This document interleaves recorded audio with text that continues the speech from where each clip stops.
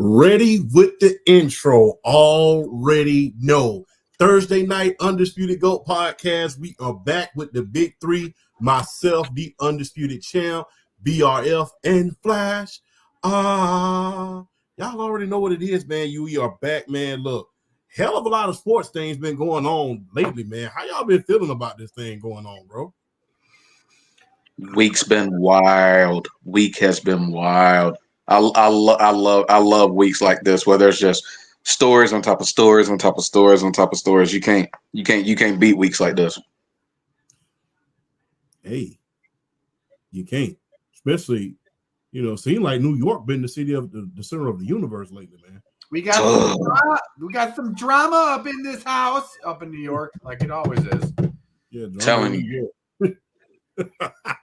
Drama Boy. in New York. Drama. Always something. Yep. Hey, like NWA used to say, always into something. So you had the Robert Asylum trade. You had the Robert Asylum getting fired. You had the Aaron Rodgers, which I leave it to our boy Flash, man. I'm just gonna be real. Flash keeps it real all the time on TikTok. I always try to be politically correct when I'm on TikTok and stuff like that. Not Flash. You're not gonna get politically correct. He gonna call the new nickname for Flash is Roger Sniper number 1. Roger Sniper number 1, because he lays that sucker like straight in the middle of the eyes and he just never miss. I hold back a lot too. He's just gaslighting everybody at this point. Like it really is. It's disgusting. The fact that you literally sat there. I don't know. And it's Davante Adams is at your house. You have this scene. You're grinning ear to ear, which I think it actually could have been a cool moment if you didn't exclude the drama from the week before and getting your head coach fired. Basically. But right now, go ahead. I'm sorry. Now you just look like an a-hole. Like you just gaslit everybody the week before and said, well, this is just all these accusations of, oh my God, like how can I have that kind of power? And you literally got your coach fired. The coach gets fired. Your boy stays, whatever, the offensive coordinator. Your boy stays, even though he loses the play calling duty. And then magically Davante Adams ends up at your house and he's traded for a conditional 3rd round pick, possibly a 2nd, depending on and you just you don't wield that kind of power. I'm sorry, but just admit, if he would just, like I said in my one video, I said, if you would just come out and say, yeah, my relationship with Robert Saleh, I felt wasn't a blah, blah, blah, wasn't, whatever, wasn't up to my standards. We weren't getting along. We didn't see things eye to eye, yada, yada. And just come out and be a man about it and say that. I don't think anybody really has an issue at that point. I think people they still may get upset and be like, oh, you just dogged the head coach. But at least you're just admitting it and you're saying, hey, this is a problem. This is an issue. This is how I felt. And then you could even lie about the part. Well, Woody Johnson took it upon himself, blah, blah, blah, blah. Like you could skate out of it that way. Yeah. But the pure gaslighting of everything is just disgusting. Hey. And then on top of that, real quick, if Mike Williams, I feel, makes that catch, I don't think we're having this discussion because he doesn't run that route. He drops that ball. Then all of a sudden, bam, 2-parter. Davante Adams is here, and he's potentially in trade talks. I mean, come on, man. That's a little too coincidental. Yeah. Hey, going back to what we say down south, you heard our father say it down south. You know what I'm saying, BRF. I respect you more if you tell the damn truth. Facts. I respect you more if you tell the damn truth. Boy, you ain't told a lot there. You know what I tell my daughter? I tell my 6-year-old, I'm going to get more pissed if you lie to me than the thing that you did. I tell my 9-year-old the same thing. Yep. I'm going to be disappointed in you about something, but I'm going to be angry if you lie to me. And that's the thing. It's like, don't gaslight me. Don't sit here on national television and treat everybody like idiots, and then just literally like just throw it out in front of everybody. It just, that's what made me. Like I said, as a Packers season ticket holder, as somebody that's been going to games since I was 8 years old. My first game was 1988. I'm glad he's gone. I'm glad I don't have to deal with that as a Packer fan anymore. Yeah, I feel you on that, man. But speaking of the NFC, bro, shout out to Trey, man. You know what I'm saying? Shout out to Trey. Appreciate that, bro. Speaking of the NFC, man, I gotta ask this question, man. And look here, let's give credit. Let me say this, man, before we even get this show kicked off. I didn't write none of this stuff that you're about to see. I didn't write any of it. The men on my left, on my right, your left, they wrote this whole show. I didn't write anything. I'm just hosting right now. This show was written by the great BRF and Flash. So everything you're about to see and hear outside of us talking, which, you know, that can't be scripted, by the way. Every topic that you're about to hear is courtesy of BRF and Flash, man. So big ups to y'all, man. Y'all did a hell of a job in writing the show this week, man. And you know what? I will say this. Y'all are true, you know, writers. Y'all are not any Vince Russos, I would say. But I digress. Hey, before we get on with the first topic, I'll just say this real quick. This is what having a show like this is about. It's like you see it in sports. It's about depth. You're only as strong as your weakest link. But when you have no weak link in your crew, you can do whatever. Yep. The great words of Jay-Z. We can't fall because we each other's crutches. So, hey. So on that note, let's switch gears. And who is the best team in the wide open NFC? Let me go first on this one. Go for it, bro. I'm just gonna say this, man, and this might be a biased pick for me personally. I knew you were going to. But I knew you were going to. Go ahead. I think the Detroit Lions. The Detroit Lions. Oh, yeah. Okay. I thought you were about to go the other route. No, I thought, yeah. I thought had your food, didn't I? Thought I was about to drop a pipe bomb. Now it's too early to show for a pipe bomb, but I think the Detroit Lions, man. I know there might not be number one in their division yet. Now I know they're going to be Mr. Aiden Hutchinson, man. Shout out to Aiden Hutchinson. Dude, you go ahead. Sorry, you go. Yeah, it's all good, man. What you about to say? No, that loss. Like we have, like, you know, biggest winners and losers coming up, and the Lions are one of the biggest winners and one of the biggest losers this week because, man, losing Aiden Hutchinson, I'm a Packer fan, and that made me sad because I really like him as a football player. I love him as a football player. He's one of my favorite defensive players to watch. Same here. Yeah, shout out to Brandon from the block, man. Shout out to the Throwdown, man. Had a hell of a show a couple of hours ago. Make sure you go check him out on YouTube. And make sure you check him out on Monday nights. And when those basketball shows start, you definitely need to be watching. I'm just going to tell you that. I've been on a few of them.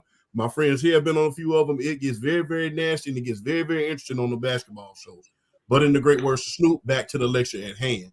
I have to say the Detroit Lions. The depth that they have at every position, especially on the offensive side of the ball, is nothing short of spectacular.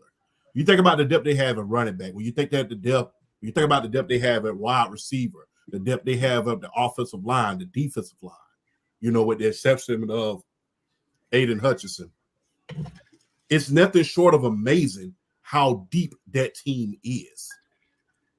It's nothing short of amazing how deep that team is. And I think that depth is what's going to get them, you know, back into the NFC Championship at this point. I mean, outside of the Atlanta Falcons, I would say they have the best running back combination in the league. They just re-signed David Montgomery. And I think it's going to be very, very interesting to see Jameson Williams. Jameson Williamson? Is it Williamson or Williams? Jameson Williams, you're right. Yeah, Jameson Williams. Okay. It's going to be very, very interesting to see how Jameson Williams, how he's coming into his own this year. You know, along with that already good wide receiver core that they already had. So it's like, you can't help but to succeed. Now, do I think they're the best team in the league? Not so much, but in the NFC, yes. But I really think that that depth that they have all over the offensive side of the ball, and the only thing that they're going to be missing this year is, a legitimate pass rusher. When you think about the loss of Aiden Hutchinson, I still think that they should go and consider getting Max Crosby or Hassan Reddick at this point in order to kind of fill the void, because you can't replace an Aiden Hutchinson. No. You can't replace an Aiden Hutchinson, man. So when you get an Aiden Hutchinson, and he's hurt, you cannot replace an Aiden Hutchinson. So in order to kind of fill the void, you have to bring in somebody like a Max Crosby. But what says y'all? I'll go. I have to agree with you, champ. Right now, I do think the Detroit Lions are the best team in the NFC. I agree with you. But Minnesota and Atlanta, they knocking on the door. Particularly Atlanta, the way they've looked the last 3 weeks. Atlanta knocking. I definitely think right now it's Detroit, Minnesota, Atlanta, and then you kind of like San Fran if they can get going, Philly if they can get going. Shout out to the Washington Commanders, been playing hella ball this year so far. But yeah, right now it's the Detroit Lions. And honestly, I got to go back to like our preseason picks, and I kind of called it. I said Jameson Williams was the X factor for this team if they really wanted to make that next step to get to the NFC Championship and potentially win it and get to the Super Bowl, because I felt like he was a definite upgrade at the number 2 receiver over Josh Reynolds if he's healthy and if he's playing ball like we saw him ball when he was in Alabama, when he was arguably, best receiver in the country. And he's starting to come into his own because he gives that passing game that ability to just, hey, what's up, Brandon? Brandon. Can you hear? You hear us, bro? He just wanted to put his pretty face in here. He didn't want to say anything. We putting that face on. There we go. Dang, I think we go. All right, can you hear? Yeah. All right, we go. All right, bet. What's up?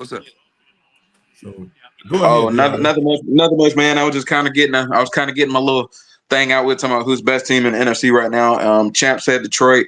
I'm agreeing with him, and I'll just kind of continuing. But James, like going back to what I was saying though, Jameson Williams just gives that passing game just a ridiculous amount of balance, being able to take the top off of the defense, where you got a guy like Amon-Ra St. Brown who can operate, in between the hash marks, being able to run those, going across the middle, being able to run those precise routes and things like that. So I love the balance they have now in that passing game, and especially if Sam Laporta starts popping off, just beware. The rest of the league, just get ready. I think right now the way the Detroit Lions operating, and it's crazy because when you got the Falcons putting up 36 and 38 points in consecutive weeks, and I'm still going to sit here and say the Detroit Lions are the best offense in the NFC, because I feel like right now they really have no weaknesses right now. And like you said, best running back tandem in the league with Jahmyr Gibbs and David Montgomery. Oh, and by the way, they have the best nickname in the league. Jahmyr Gibbs is Sonic. David Montgomery is Knuckles. They're called Sonic and Knuckles from this point forward. Best nickname in the league. But I digress. Moving on. But yeah, I am interested to see how they're going to replace Aiden Hutchinson, if they can possibly replace him, like probably, pass rush by committee, or if they can go out and get somebody like a Max Crosby or Hassan Reddick, like you said, Champ. And then you got lower names out there. I think Josh Uche is going to be available. Potentially Aziz Ojulari is going to be available at the trade deadline. So some names, if you can't pluck one of the big guys, or particularly if Cleveland makes Myles Garrett available, all hell about to break loose. You're gonna have about 5-6 teams trying to get Myles Garrett, like straight up, at least. So definitely interested to see what they do there. But Detroit just offensively, they just do so many things right. And honestly, their defense, I mean, I still like the rest of the front seven without Aiden Hutchinson because they are still able to, to get to the quarterback. Even though Aiden Hutchinson is probably, in my opinion, is one of the two front runners for Defensive Player of the Year. I feel like the Defensive Player of the Year front runners right now for me were him and Dexter Lawrence. Mm-hmm. But I mean, I digress. Why are you laughing? What's going on with you? Me? No, champ. Oh my God. PFP. He cooking. He cooking. Hey, we gonna get to him later in the show. Believe you me, and I'm so glad Brandon here, boy. That's gonna be that gonna be a flat on sauteing session. That's all I'm about to say. But anyway, by the way, shout out to PSP, most definitely. But yeah, just to kind of finish it up. But yeah, I think right now the three teams in the NFC that are playing the most consistently, if I had to rank them right now, I'll probably go Detroit 1, Minnesota 2, just simply for the fact that their defense has been better than Atlanta right now. But I think right now they are the definite three best teams in the NFC right now. And then you could kind of flip a coin for for the rest of the C's as far as like who's going to get into the playoffs. But yeah, right now for me, the Detroit Lions are the best team in the NFC. When you beat somebody 47-9, like the way they did the Dallas Cowboys in their building, it's like what Kirk Cousins said in that press conference yesterday. They walked into their trap and they took over their trap. That was nasty. That was one of the nastiest things I've seen in probably about the last 5-6 years. Hey, quick question, then we're gonna ask the PSP's question in the chat. Look, I gotta ask this question before Flash goes real quick, because I like the way you threw that little pipe bomb in there and think nobody didn't notice. Do you really think that the Browns would make Myles Garrett available? No. The only way they would make him available is if the front office and the regime up there tried to force them out, wanting to go a different direction. But I just honestly feel like he has to be a part of their future, regardless of who's there, because he's the best player. In my opinion, he's the best player on that team. He is definitively the best player on that team. And you got to think they're about to get Nick Chubb back probably in the next week or so. Myles Garrett is the best player on that team. So you would think they're going to make him part of the future as far as that rebuild. But I'm telling you now, if just something was to happen just out of the blue and Cleveland was to make him available, the list of teams that would give their right and their left legs for him would be at least 7 deep. But I don't think they're going to make him available. I think when it comes to trade deadline defensive ends, I think the biggest name potentially, if they make him available, will be Max Crosby. And honestly, I see Vegas making him available. I really do. So we'll just kind of go from there. But yeah, I just wanted to throw that in there because with the NFL, you just never know. You just never know. But I don't see it happening. I can see Max Crosby on the move just because I think Las Vegas is going to blow it up and start all over. I agree. That's the vibe that I'm getting from. I think they're just going to. I think Adrian Pearson had just gotten kind of the shaft there. I think they didn't do him any favors when it comes to having Gardner Minshew as the quarterback. They didn't really get to draft a young guy in the first round. They did this kind of like a weird draft area, so they didn't get on. They didn't get on Bo Nix. Penix went early, so they didn't really have a guy that they. And what I think this is, I think they're gonna be sellers and they're gonna. That's my guess. Yeah, I think Max Crosby is the guy that's going to be available. Back to who I think is the best in NFC. I want to say Detroit. I think it is, but I'm going to throw some. I think it's Minnesota. They're undefeated. They on offense they have the best wide receiver in the league, Jefferson. Adding Aaron Jones. I know he's hurt right now, but adding Aaron Jones has been a really big boost to this team. And to the offense, I think Green Bay misses him. I think the defense will be a lot better than I think a lot of people thought. They've beaten Green Bay already. They shellacked Houston, by the way. That's two Super Bowl contenders right there, and they beat the Niners. That's another Super Bowl contender. So they have gone up against and taken care of that. We're going to find out this Sunday, possibly who the best team is. It's the Vikings and it's the Lions at noon today, or noon Sunday. So, Randy? All right. So what was the topic? Okay, no problem. Who's the best team in that wide open NFC? I ain't gonna lie, it gotta be. I'll say Detroit.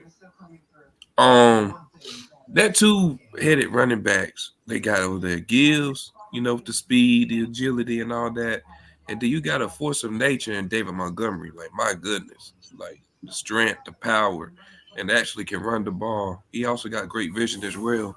You got the best O-line in the league. Simple as that. Amara, J-Mo is finally doing this thing. Sam Laporte ain't no scrub. Their defense is pretty good. Although I do think they go have their defense going to go down a little bit because Aiden Hutchinson.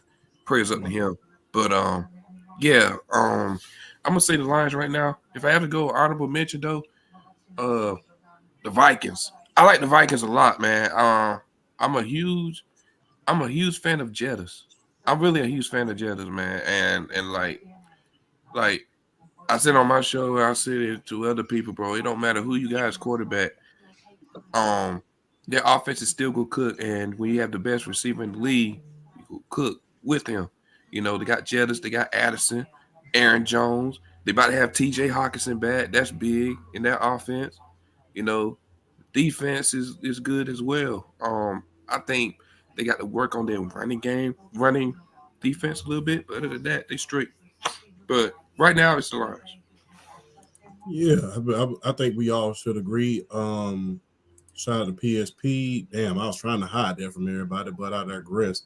But appreciate that. Which trade was better, Cooper to Buffalo or Devontae to New York? I would say Cooper to Buffalo, because the thing is, he actually has an offensive line up there in Buffalo. He can give him the ball. I don't think New York has an offensive line worthy. And if you really look at it, people will say, and even I said this, the offense was as great as it ever was in New York for the Jets this past Monday night. But you also got to think about the beating that Aaron Rodgers took when he was behind that line.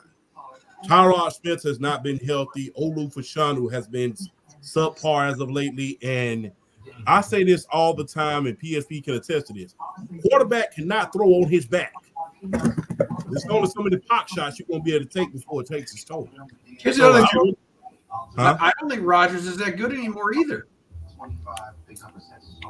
Even after that game?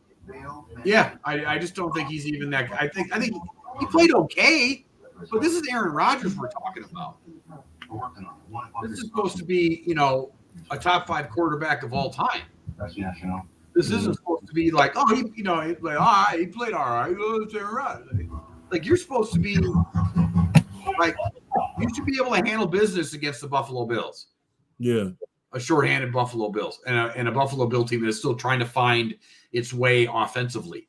Like this is you should be able to handle this. You should be Super Bowl contenders, and right now they're not.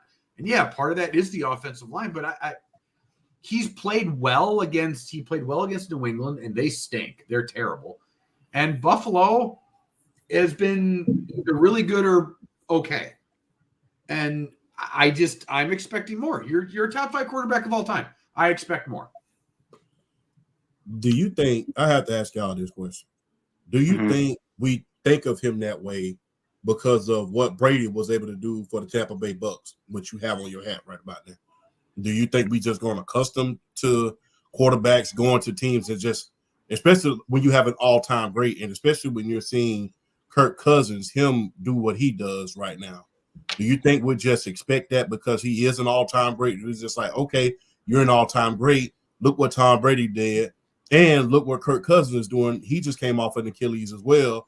his team is loaded with chemistry. Are we judging him on that, or is that Aaron Rodgers cachet the reason that we're judging him as such? Oh, it's most definitely the Aaron Rodgers cachet. I mean, even regardless of what Tom Brady did as far as being able to play in his mid-40s, Aaron Rodgers, we consider him to be one of the 5 greatest quarterbacks of all time. And you also got to look at that contract what the New York Jets are giving them to try to to bring that organization out of the ashes into ultimately, Super Bowl contention is the goal.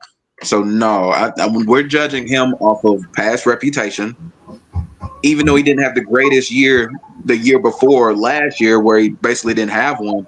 The fact that he was still, I mean, and even when you look at him play, he's not as mobile as he used to be. But if you look at that Hail Mary he threw that he completed in the end zone for the touchdown, the arm strength is still there. That was a 65-yard throw. That was a 65-yard throw. The arm strength is still there. So, the arm strength's there. I also think this is where we think of this way because of his own words and his own actions. Cool. Like we've been. Packers season ticket holder here. I heard for years, and I argued the opposite way of this. Well, Green Bay doesn't get him top tier talent, blah, blah, blah, blah, blah. And and that was his beef too. You don't spend, the number one picks on wide receivers or first round picks on wide receivers. That's why I'm not getting over the hump and beating Tom Brady. Well, now you went to New York and now they're giving you everything. They don't give you an offensive line, but you have, 2 really good running backs. Now you got Devontae Adams, you got Garrett Wilson. Like, you got talent, and you got a top 5 defense on top of it. Hey, you can't take the box. Hey, you can't take the box in every area. I mean, you got to pick a struggle. You got to pick a struggle. Everybody don't get everything given to them. You're gonna be lacking somewhere. Yeah. And the crazy thing about it is they're talking about, Aaron, like Flash had made that point as far as Aaron Rodgers, like fans making an excuse like they haven't been able to get him top tier talent, which is why he hasn't been able to dethrone Tom Brady. Well, explain to me why Tom Brady's been able to dethrone everybody not having top tier talent at the wide receiver position. I get his defenses have always been great, but still at the same time, the dude literally won a championship, and Deion Branch was a Super Bowl MVP, and you really heard nothing else from him after that. And so you have, and then on top of the fact that, he didn't. And the crazy thing about it was, he won a Super Bowl with a guy like Deion Branch, but yet he didn't win a Super Bowl with Randy Moss setting all types of records. So I mean, it's just the NFL and the way things work sometimes, but. If we're looking at you, Aaron Rodgers, and we're looking at you as like one of the best of all time, you have to be able to elevate the talent around you sometimes if you want to get to that destination. And he like you said, champ, he got to pick a struggle. He got to pick a struggle. That's the thing too. Like, and look, Brady had his share of talent. I'm not going to stay here and say that Brady didn't have top tier talent. He had like Gronk and Wes Welker, and he got to Tampa Bay. He had Mike Evans and Chris Godwin. So it's not like he didn't have talent. But right. I just Rodgers. I heard all the time that he didn't have top tier talent. He had Donald Driver and Greg Jennings and Devontae Adams and Jordy Nelson. All of those guys in their peaks are top receivers. Not like number. Adams was considered the best in the league. Did we get the DNA back from the So who's playing stuff in the back? Who's okay. But who so he's had talent. It's just here's the thing: like Green Bay is able to pick wide receivers. They don't have to spend number 1 picks on wide receivers. They're one of those teams like Pittsburgh that can take a 3rd round wide receiver. Like if I have an organization that I want to pick a wide receiver, Green Bay is like my number 1. If they're going to pick a wide receiver, I don't want any other franchise besides maybe Pittsburgh picking wide receivers. In fact, at this point, I think it's very clear cut that if I have a franchise picking a wide receiver or a quarterback, I think it's Green Bay. Green Bay can draft a wide receiver. Look at the talent, quote unquote, all the first round talent that Jordan Love has around him right now, which is like none. He has no first round talent around him, and he's second in the league in touchdown passes, and he missed 3 games. Really? He's second in the league in touchdowns? Yeah. Yeah. Damn. Yeah. He missed those bad. I think he missed those back-to-back games. Yeah, he's second in the league in touchdown passes. Hold up, man. Hold the hell up. Yep, you're absolutely right. Yep. You said touchdown passes? Yep. Jordan Love is second. Jordan Love is second in the league in touchdowns. And he's missed 2 games. And he's missed 2 games. He's missed 3 games. He's missed 3 games. He missed 3 games, and you are damn. I mean, you just can't do it much better than that. No. So and look at the talent that he has. It's the same talent that Rodgers had. So I still maintain that, like, look, like you know, if you want to be the big dog, if you want to get, if you want to be treated like one of the guys, then you get the criticism too. So, all the greats, Peyton Manning, Tom Brady, had to put up with some subpar offensive lines. But one of the advantages of having a guy like a Brady or a Manning is that you can have a little bit of a subpar offensive line.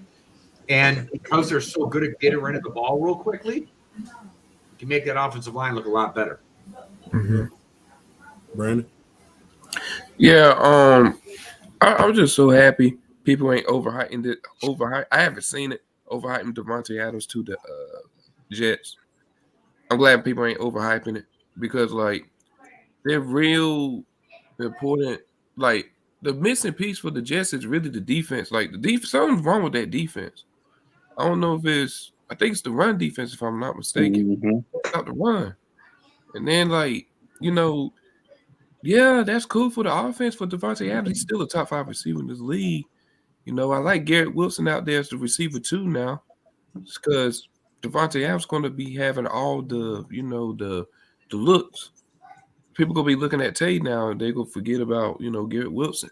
Garrett Wilson got potential to have people say top 10 receiver in the league.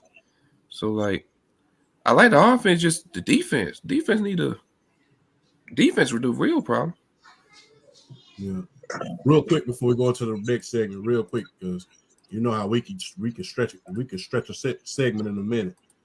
Real quick, is Aaron Rodgers a worse leader than Favre? Brandon? Yes. Flash? By far. Is the board unanimous? The board is very unanimous. Rodgers is a far worse leader than Favre. We acknowledge you, Favre. You're a better leader. The dude gets everything he asked for. Dude got Cobb. Dude had Lazard. Like, dude, now he got Tay. Former teammates. Like, dog. Look, we can quibble or argue over how awful of a person that Favre is. Like, that doesn't mean anything when it comes to this topic. But when it comes to a leader and being, that guy, yeah. Oh, absolutely. Yeah. I mean, in a weird way, I think their careers, late in their careers, it mirrors themselves a little bit. Mm-hmm. I think Favre, once they got old, this was the difference. I think what Brady was able to do. Brady, for some odd reason, could relate to young talent and like embrace it. Where Favre and Rodgers had a lot of difficulty once they became the old grizzled veterans, like relating to the young talent.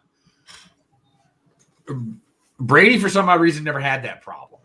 I don't know why. I don't know what Brady did differently, but I mean, I remember multiple times hearing Rodgers and Favre in their last seasons in Green Bay, lamenting that they were like the last of like the veterans. They were the old farts of the locker room, and they didn't know how to like relate to these young guys.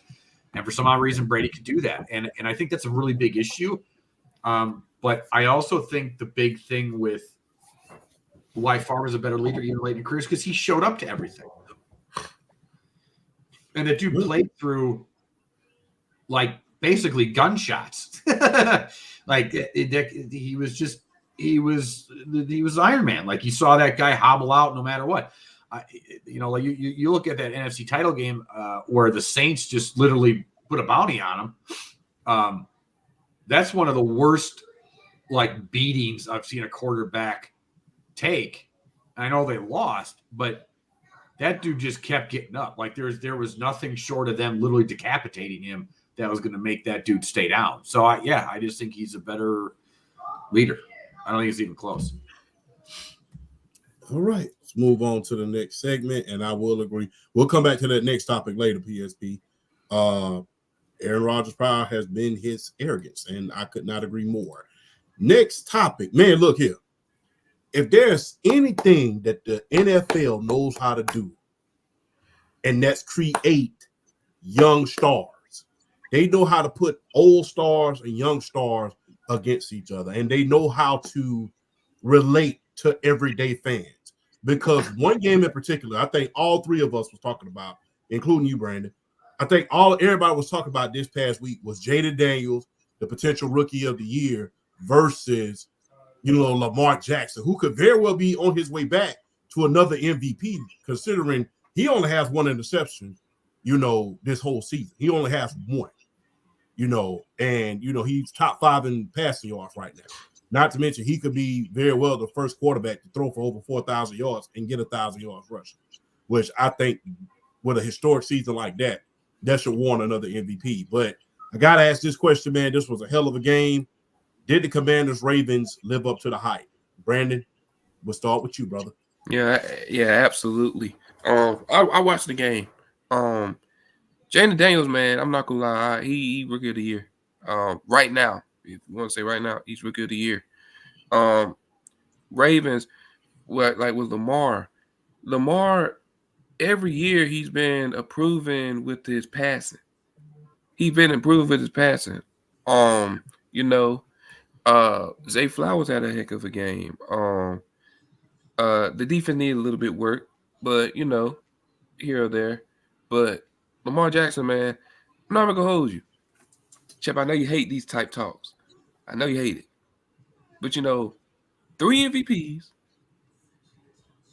If he wins the Super Bowl, all time he got to be up there in the all-time ranks. You know what I'm saying? 'Cause 3 MVPs plus a ring. Like, I say, gotta be like top 20. Okay. Gotta be top 20. If he wins a ring and wins a third MVP. With a third MVP, he could be top 20. Top 20? Yeah. Okay. All right. I thought you were going to say top 10, and I would have No. I would have been like, ugh. I wouldn't say that. I'd say top 20. Yeah, I'd say top 20. I think the window for him to win one is if it ever was a year.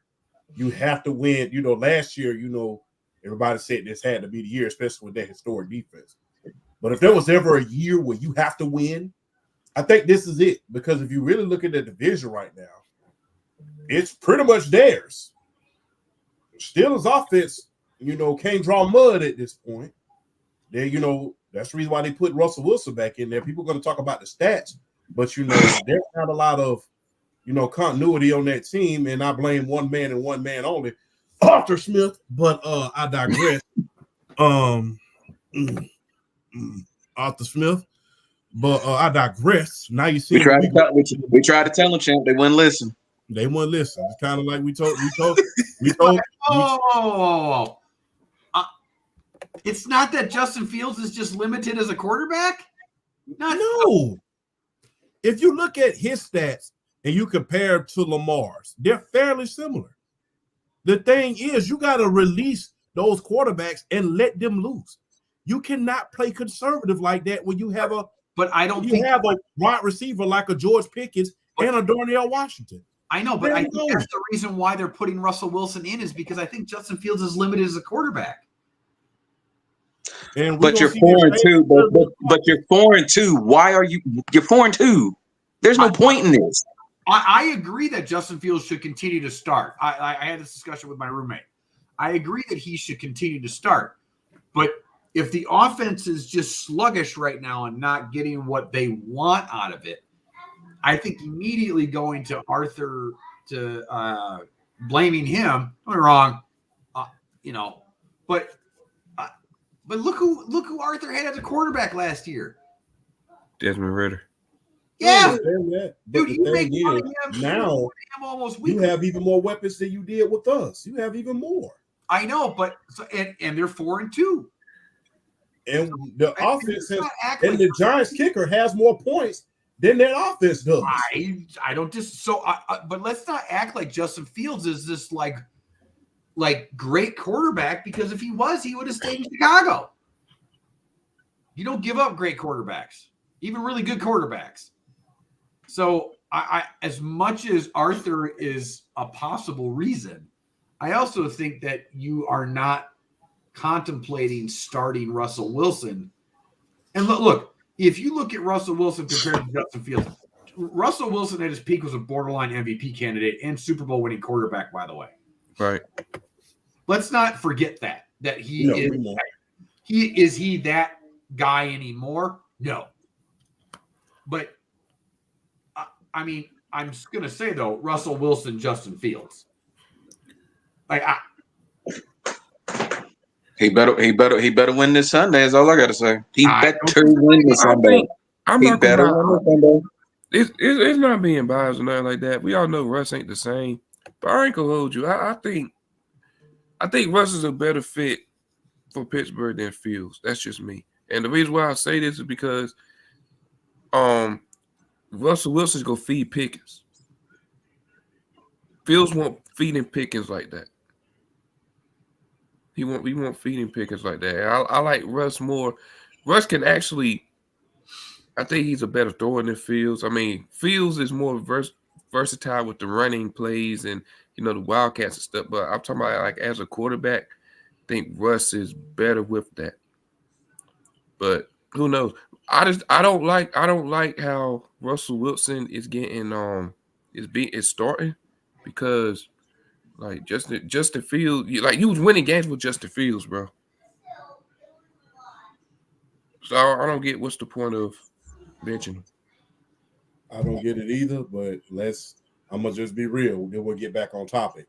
Hey, if we won't see more wide open offense, not this little dick and dunk stuff. If we don't see more wide open offense within the next couple of games, now that you have a veteran start, we know what the problem is. Arthur Smith. And this will be because the thing is, if you're not able to open up that offense with a veteran quarterback who's been to a Super Bowl, who's had great wide receivers, who's been there and done that, then guess what? We know who the problem is. And now you're just another Matt Canada. And now this is like the third offensive coordinator that Mike Tomlin has went through in the last few years. And, potentially could be stepping his way out. And if you really look at, and not to go off topic, but if you really look at Mike Tomlin himself, if you look at his staff that he's had over the years, none of them have became head coaches. No, that's true. That's something to think about. But back to the lecture at hand. Flash, you're around. Flash, did it live up to the hype? Yeah, I did. I think it lived up to the hype. Yeah, I think in some ways it did. I think it's a game that I want to see again. That's for sure. Lamar's stats were, he had a great completion percentage, but he had a touchdown and a pick. But Derrick Henry, King Henry, is just being, man, he's being King Henry. I mean, so and Jayden Daniels, I'm not sold on giving him the rookie of the year yet. He's definitely the leader, by I think a lot. But I think if the Bears keep improving and Caleb Williams keeps going and keeps progressing in the right way, I think he'll make an argument of it by the end of the year. I think it'll be between those two. So that's the thing, because I think both teams, if you're Chicago and you're the one number one overall pick, and you get the Chicago Bears to the playoffs, That's a big thing. Your rookie year, and the Bears have finally gotten their guy. I think that's a big thing. That's going to be a hard argument to pass up against when it comes to rookie of the year. But when it comes to living up to the hype, I think so. I think it was arguably the game of the week, if not the game of the week. And I'm just going to keep touting that horn. I was the one that said that my hot take was that Washington was going to be the second place in the NFC East. And it might, the way things are looking, they might be first place by the end of the year. So, bravo to me. So I'm slowly becoming a Jayden Daniels fan. And I just wish the Commanders would go away from those awful uniforms and get a real name. But other than that, like, I'm slowly becoming a very big Jayden Daniels fan. So, yeah, definitely want to see it again. You know what? I'm going to ask you this question, Flash, because I know that you're going to answer. Okay. Should they go back to the original name? Yes. Why? Because I think the reasons originally why they wanted to do it, why people wanted to do it, was more about getting Daniel Snyder out than it was about actually changing the name. I also think there's differing opinions on the origin of the name and whether it's an honor or whether it's a not, or whether it means something derogatory. If what that family is saying that is true, that started the petition of them using their great grandfather's likeness. I may be butchering that story, but essentially that they used and they took it away, and they're trying to get that name back. Yes, I have Redskins paraphernalia. I'm an old school guy. I also think that something that even started out as derogatory can become something that is beloved and cherished. Even though the Redskins name can be looked at in a negative light, I also that franchise and that team and that name meant a lot to a lot of fans and generations growing up. So me personally, yes, I think they should. I'm sure I have different opinions in here, but yes, I do think they should. I don't think it's something that people look at in the sports world. A lot of people in the sports world and look at it as a negative. I think it was a Daniel Snyder thing, and I think it was because he was an awful person and an awful owner. Let's just be honest. Like, there's a reason why he's gone. Oh, he's a natural. He was a natural idiot. So I mean, yeah. I don't agree with you there. You know me. I try to stay politically correct as possible, but that guy was an idiot. He was an idiot. Yeah, he was. He was, and I think it was more about getting him ousted and gone. And I also think that there was a push in general with other teams. You know, you had the Cleveland. You know, they're the Guardians. They used to be the Indians. There was that push to get rid of them. You know, there was the push for a while to get rid of the Florida State Seminoles. That was that push. The Chiefs came up for a half a second, and then everybody against it was absolutely effing not. We are not doing that. In Atlanta, remember BRF Atlanta had came up. The Atlanta Braves that came up too, and I think that's basically the reason why some people may think, you know, Washington should get that original name back and go back to the Redskins, is why they're still the Atlanta Braves. Yeah, and I look, you know, the Braves fans, they still do the tomahawk chop. So the Chiefs, you know, we still do. You know, I also think, now this is my opinion. Again, this doesn't represent anybody else for the show. This is strictly my opinion. I also think that taking these things away, and taking this type of representation away, you are literally taking like the representation of certain cultures, and you're taking that away and pushing it aside. Like, I like, you're taking something that's prideful like the Redskins, again, name, you can, whatever side you're on that, whether negative or positive, you're taking that warrior mentality away. That's a deep part of Native American culture. And you know, I mean, people were dressed and wearing a headdress is not a sign of disrespect. It's a sign of respect. You know, fans, it's a warrior. Football has always been a gladiator warrior mentality type of sport. It's been a violent sport since its inception. And there's that warrior mentality with it. And I think taking things away, whether it be, you know, Native American culture or other cultures, I think taking that representation away, because I don't think people think of it as a negative. Like they don't use the Redskin name when it was the team in a negative light. They use it as I'm a fan of the Washington Redskins. I have been bringing to the last decades. My grandfather brought me to Redskins games and so on and so forth and blah, blah, blah. And like, it's not used in a derogatory light. So, and I think you're taking that representation away. And I think that's a big problem too. I want to see that representation. Yeah. The thing is, and you know this for a fact, BRL, and you know, I want each and every last one of y'all to go look this up. They talk about getting rid of the Braves name. If you look at what their name was before the Braves, I don't think you like that name. Ooh-wee. It's gonna be real. Go back and look at what the Atlanta Braves name was before they changed it to the Braves. And yeah, that makes me cringe even thinking about it. But BRF, you'll go, bro. What do you think? Okay. So all right. So we'll get back on topic here. As far as the game itself, honestly, the crazy thing about it is the game score ended up being 30-23, and it undershot what a lot of us were predicting. We thought that game was about to go like 70 deep. We thought that game was about to be a straight up shootout. And 53 points, even though it still hit the over, if you're a betting person, was still kind of undercutting what a lot of us thought it was going to be. But I still think it lived up to the hype. I think it was the best game of Sunday. I mean, and in a way, it still kind of went the way a lot of us expected. Jayden Daniels and Lamar Jackson, they both put up numbers and they both popped off. And I mean, it was pretty much it was what we expected. Zay Flowers had an awesome game. Terry McLaurin is turning into Scary Terry again. The way he's been playing as of late, having a quarterback that can get him to rock.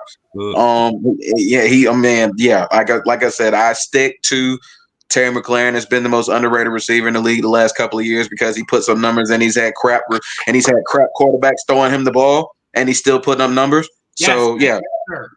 Yes, hey, don't mention it. Terry McLaurin's been the most underrated receiver in the league the last couple of years. He's just had bad quarterbacks, but yet homie still continues to put up numbers. And now he's got a guy in Jayden Daniels that knows how to distribute and knows how to get him to rock. And look what he's doing. He's looking like first 2-year Terry McLaurin again, putting up these crazy, ridiculous numbers.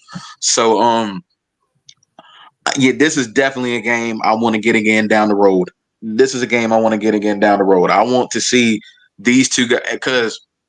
And shout out to Flash. He said it too, and I've said it as well. Even though, and Brandon mentioned a little bit, Lamar Jackson he's drastically getting better as a passer in the pocket. He is drastically getting better. The one thing I still think he needs to improve on is his ability to throw outside the numbers. I still think that's his biggest thing is throwing outside the numbers. I mean, in the hashes, he's gotten to the point where he can do that with his eyes closed. He can throw in the hashes with his eyes closed. But when it comes to throwing outside of them in the numbers, he still needs to work on that as far as his accuracy, being able to hit certain routes. But he's getting a lot better. That's why I've loved Jayden Daniels from the time he was in LSU to now. As a rookie at this stage in his career, he is way more advanced of a passer than what Lamar Jackson was early in his career. But it's not just he's a little bit better as a passer than what Lamar Jackson was at this stage in his career. He's way better. He's already able to go through progressions. His accuracy is top notch. The pocket presence that he already has in the pocket is amazing for a guy in his 6th game as an NFL starting quarterback. I think a lot of it that helps him though, as far as his poise. Dude had 55 career starts in college. I think that helps him tremendously as far as kind of expecting certain things, expecting certain coverages, expecting certain reads. And I think you're starting to see a little bit his pre-snap. I think you're starting this. I think you're gonna start to see that a little bit too, as pre-snap and being able to read the defenses beforehand.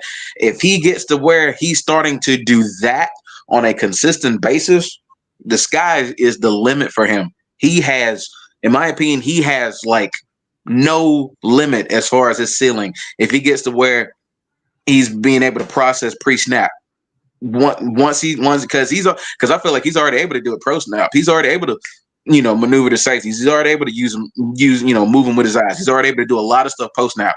Once he gets to where he's doing the pre snap, just NFC East can give it up for the next 8 to 10 years. NFC East can give it up because once that happens, and once they build that offensive line and they have everything intact around him, NFC East can just give it up. Washington's going to be around for a long, long time, winning a bunch of division championships and putting a lot of these other teams to shame. Once he becomes the full version of Jayden Daniels, that division can just give it up. But I will say this though, Derrick Henry, at this point in time, this might be a little bit of a hot take. If I had to vote for NFL Most Valuable Player right now, I'm giving it to Derrick Henry. I'm giving it to Derrick Henry. I am giving it to Derrick Henry. And people are like, well, Derrick Henry's won like 2 or 3 games for them this season. He scored in every single game, and the dude already almost has 1,000 yards. And they've played in like 6 games. Like, I knew him going to Baltimore was going to, kind of rejuvenate him a little bit compared to that last year in Tennessee, having a quarterback that he can rely on that is going to play well.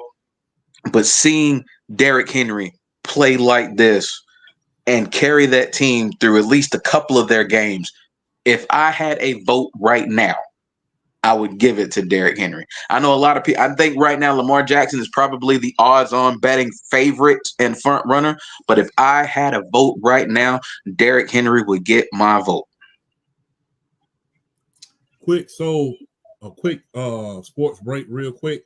Going off the topic of football, the Cleveland Guardians just hit a walk-off home run over the New York Yankees, and I can honestly say nobody's more happier than me. I don't want to win anything. Bro, let me tell you something. Tonight cooked. Just real quick. Tonight cooked. That game was 3-0. No, that game was 3-1 in the top of the night. Aaron Judge hits a 2-run homer to tie it. Giancarlo Stanton hits a solo to take the lead. They score one more run, make it 5-3. And then Big Christmas, Jackenzie Noel hits a 2-run homer in the bottom of the ninth to tie it. And then Champ comes in reporting that the Guardians just won it with a walk-off. This is the playoffs. And sometimes all it takes is just that one game to get a team started to potentially do basically a 6-game gentleman's sweep and come back and beat the Yankees. Do I think, are the Yankees a better team, and should they win the series still? Absolutely. Don't be shocked if Cleveland does something here. Quick question. I have to ask this question real quick. Just real quick topic. Do y'all think that Aaron Judge has the potential to be bigger than Derek Jeter in New York? Potential, absolutely. Potential, but I don't. Exactly like Flash said. I don't think he does, because I think ultimately with the parity in Major League Baseball, I don't think he's going to win the championships that Derek Jeter won. But the potential is there. Because he's already. I mean, we know he's far more talented than Derek Jeter was, and Derek Jeter was a great ball player. Derek Jeter was a great ball player, but Aaron Judge being 6'7", 282 pounds, doing some of the stuff he does, playing in the outfield and hitting the tanks that he hits. Aaron, as far as there, I feel like there's a tier of greatness as far as baseball players in baseball right now, and there's everybody else.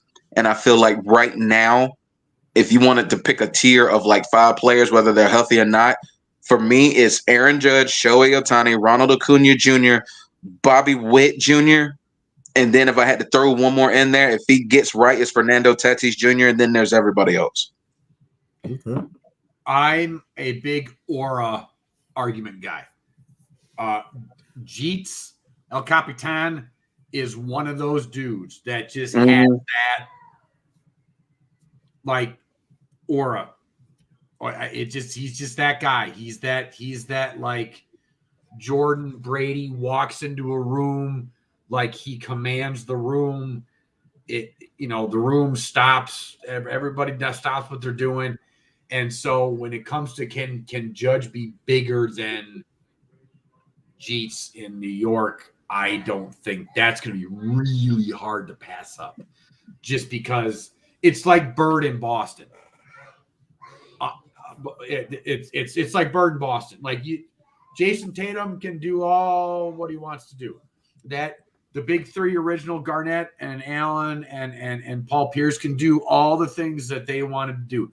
You are never passing Bird when it comes to that culture. It's like, to me, it's like as big as Kobe got, and as good as Kobe got, and even though he got 5 rings, you can't pass Magic. Magic encompasses what the Lakers are and what they stand for. Yeah. And so you can't. It's so hard to pass that in that type of way. Just because you're the most talented, you have better stats, doesn't mean you're the guy. Yeah, that aura. Because I think though, exactly. I think though the gap as far as like Magic, Kobe, and Laker aura is like, even though a lot of people don't think Kobe's past Magic, I'm one of those that don't think Kobe passed Magic. The gap is really not that big compared to like Boston, where we're just now seeing a player in a Jason Tatum who could potentially threaten the legacy and the aura. But yeah, like that gap is still so goddamn big. Jason Tatum would have to do like God's work for the next 10 years to even come close. Yeah. To encompass what Larry Bird means to the city of Boston in terms of their basketball. Jason Tatum, he'd had to do God's work. Yeah, well, that's the reason why Magic, besides of like everything else that we've brought up the Bird Magic thing multiple times because of Angel Reese and Caitlin Clark. But I also looked, the reason why that thing was so awesome to experience was Magic literally encompassed what LA and that scene and the Showtime Lakers, like the big smile and and the what, like he just did that. And Bird was that blue collar Boston hard nosed, like he's gonna drop 40 on you and then he's gonna go like snow blow his own driveway and then drink a 30-pack of beer. Like he just had that.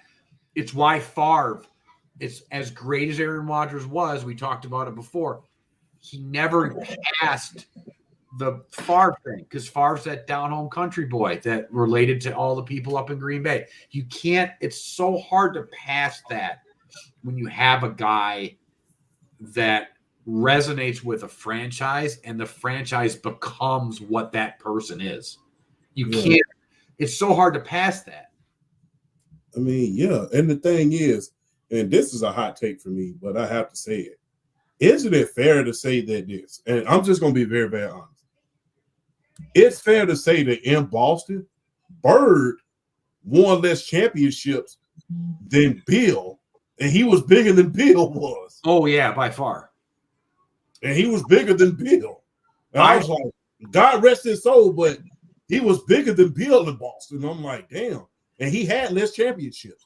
I would argue that Bird has more of a hold on the city of Boston, or it's an argument between him and Brady. As big as Brady is, and like Brady is real close to that, but Bird is just otherworldly. Yeah, it's just a thing. Yeah. And Brady, I would say Bird represents the city of Boston more than what Brady does. Yeah. Like when you think Boston, you think Larry Bird. Yeah. Yeah. Kind of like when you think about Atlanta, you think about Dion and Dominique. Yeah. Yeah. Like you'll always think that. Yeah. It's like when you think Chicago, you think Walter Payton and Michael Jordan. Yeah. Like I like that. I like that. Hey, it's hard to pass those auras. But speaking of aura, And this is why I brought up the New York Yankees, because we love the legacy teams. You know what I'm saying? We love, everybody loves the legacy teams.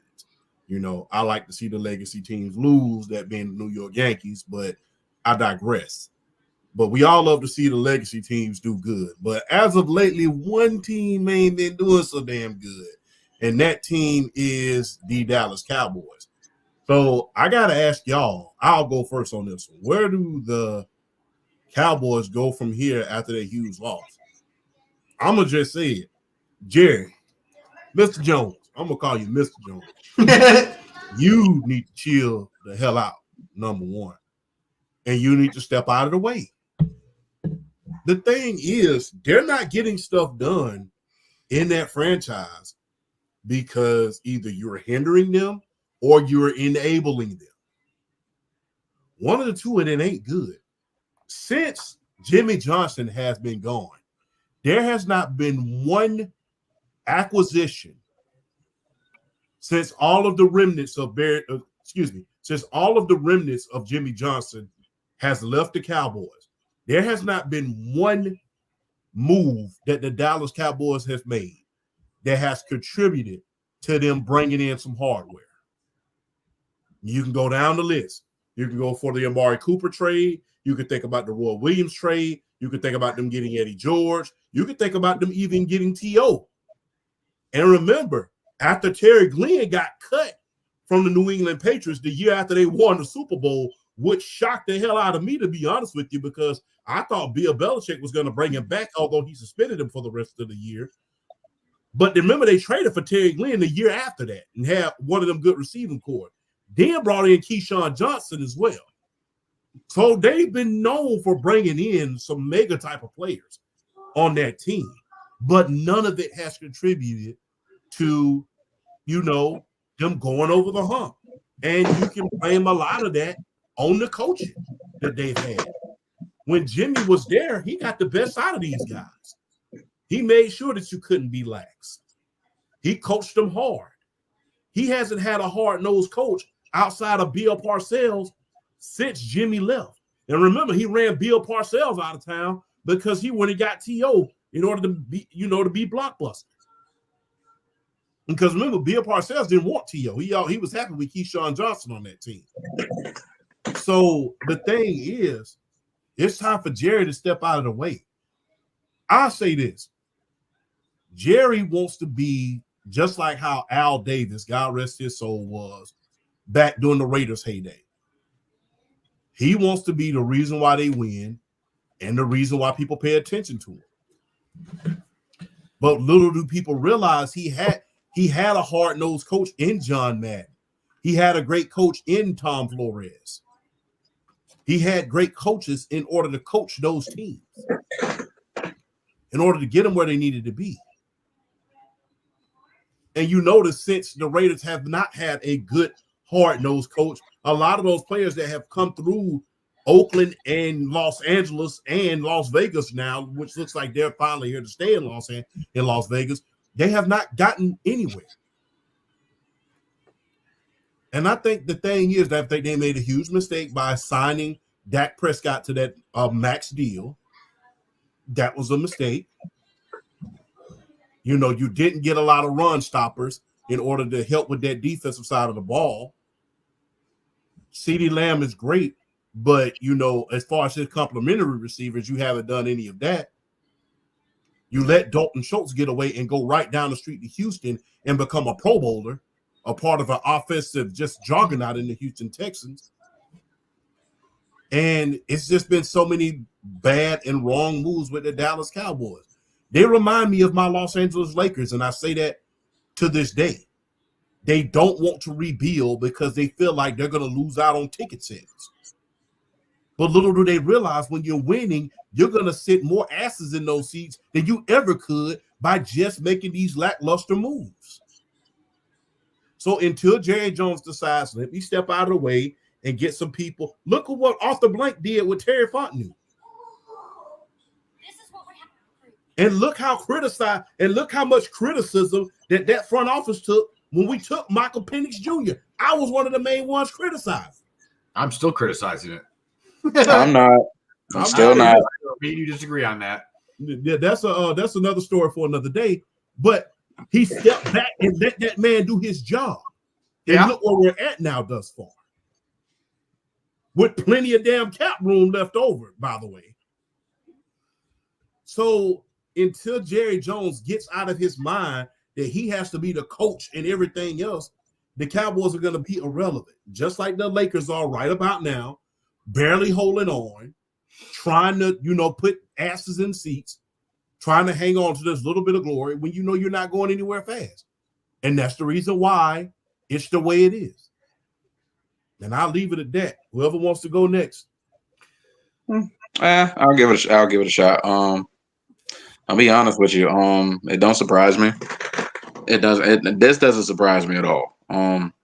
Because when we're doing our preseason picks and everything like that, I kind of felt like Philly was going to win the division and Dallas was just going to be second by default because at the time I didn't trust the other two teams. But look at what Washington's doing, and it's like, yeah, Dallas, y'all might not make the playoffs. Y'all might not make the playoffs at this rate. Yeah, they just I don't know what to say for them. It's like, yeah, honestly, at the end of the day, it boils down and it all comes back to Jerry Jones. It's as simple as that. Like, how it's like, why are you going into a season like this and you literally get nothing done in free agency? Okay, yeah, you kept CD Lamb. Yeah, you kept CD Lamb. You kept Dak Prescott. Good for you. You did nothing to improve this roster. Let's keep it 100. When I heard that they had brought in Ezekiel Elliott back, I was just like, okay, and I'm like, okay, and I don't know what y'all expecting Zeke to do, but he's not what he was from 2016, like those first 3-4 years in Dallas. He's not him no more. So I don't know what y'all expect. I really don't know what y'all expect. You did nothing to really improve the defense. I get it. You have DeMarcus Lawrence. I get it. You have Michael Parsons. But for all that good pass rushing, you are a trash run defense. You are a trash run defense. And your secondary, I'll put it to you. I'll put it in perspective. Everybody talks about Trayvon Diggs having that ridiculous year a couple of years ago with like the 11 picks. Homeboy got cooked. Like, if you go back to that year and you look at the yardage he allowed, even with getting those 11 interceptions, he got destroyed out in the perimeter. And it's like, and it's one of those situations where it's like Dallas isn't getting the head to front run for him to be able to jump routes and get those interceptions. So it's like all of his luster's gone because he's not getting those picks because Dallas can't get leads. So that defense can just pin their ears back, rush the passer, and be able to take more chances getting the ball back. So the offensive line is definitely not what it used to be. They have no running game.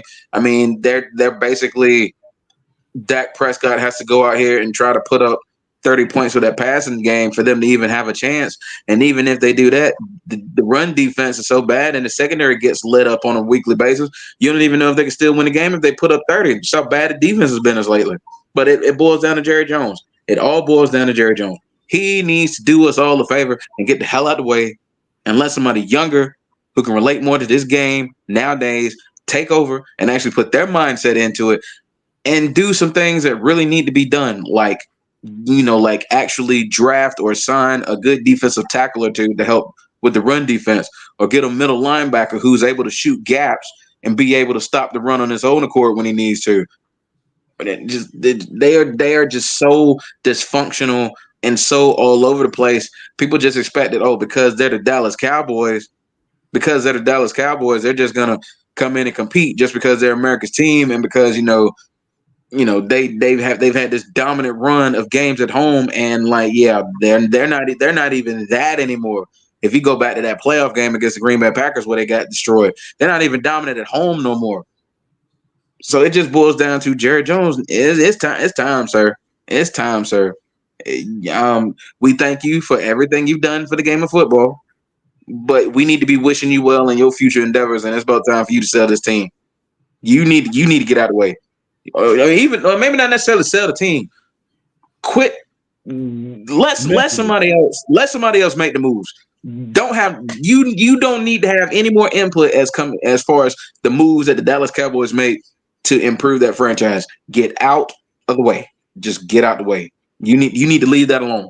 Leave it alone. Because as long as you're there, continuing to make everything about yourself, that team is never going to truly gradually improve and get to where you want them to be, which is ultimately to get back to a Super Bowl, which is funny because they haven't even been back to the NFC Championship since 1996. So what does that say? Flash. I think that in our NFL preview, I said that the problem with this Dallas team is I don't think it was talent. I think they are in a weird spot. McCarthy is essentially a walking dead head coach. So the inconsistencies doesn't surprise me. They have enough talent where one game they're going to be really, really good. And because you have a walking dead head coach, essentially, they're going to be really, really bad, like against Detroit this past week. Troy Aikman came out and basically lambasted the whole team and called them lazy. And watching the wide receivers run routes and how they don't get off the line, and they only run routes when they know that there's a possibility of getting the ball. Their offensive line stinks. Their ratings, go through it real quick. Their Pro Football Focus ratings. The only decent one is Tyler Smith, the left guard. Other than that, Tyler Guyton, their left tackle, their center, even Zach Martin is only okay at this point in his career. They're all in the bottom half of the league when it comes to offensive line, except for Zach Martin and Tyler Smith. So their tackles are terrible. And they're so they can't run the ball. They can't defend the blind side of it. And the other part of it, too, is, look, I do give McCarthy a lot of credit because I do think he gets a lot of he gets too much hate as a head coach. But, look, the big thing to him in Green Bay is he wasn't able to adjust his scheme to anything. It was still the same scheme over and over and over again. That's part of it, too. So you have all these things that have just and the fact that Jerry Jones is at the point where now I've also given him a lot of credit because I think he has put a lot of talented teams on the field. I just think he's not gotten over that hump. I could make an argument that if that Des Bryant catch that happens at Lambeau Field, I was there for that game. If that's called the way it's supposed to be called, we might be having a completely different discussion about Jerry Jones and the Dallas Cowboys and Tony Romo for that matter. But I think it is at the point now where Jerry Jones does have to move on. He doesn't have to sell the team. Like, you keep it in the family. Like, he doesn't have to do that. I think he's been a great owner in some aspects. I think the fact that he spent his own money to build that stadium, owners don't do that kind of crap anymore. So I want to give a little bit of credit when it comes to that. And I also think that this franchise lacks direction. So you re-sign Dak Prescott, which I understand, I get it, but now you can't sign Parsons. You guys are in salary cap kind of hell. It's either you're just going to kind of tread water or you need to blow it up. And are you keeping McCarthy? Or are you not keeping? Like, what are you doing? Do you bring in Bill Belichick next year? Bill Belichick's made it very well known that he is going to coach next year. I mean, can Jerry Jones handle a coach as strong-minded as a Bill Belichick? Yeah, Parcells was there for a while. Huh? Parcells was there for a while.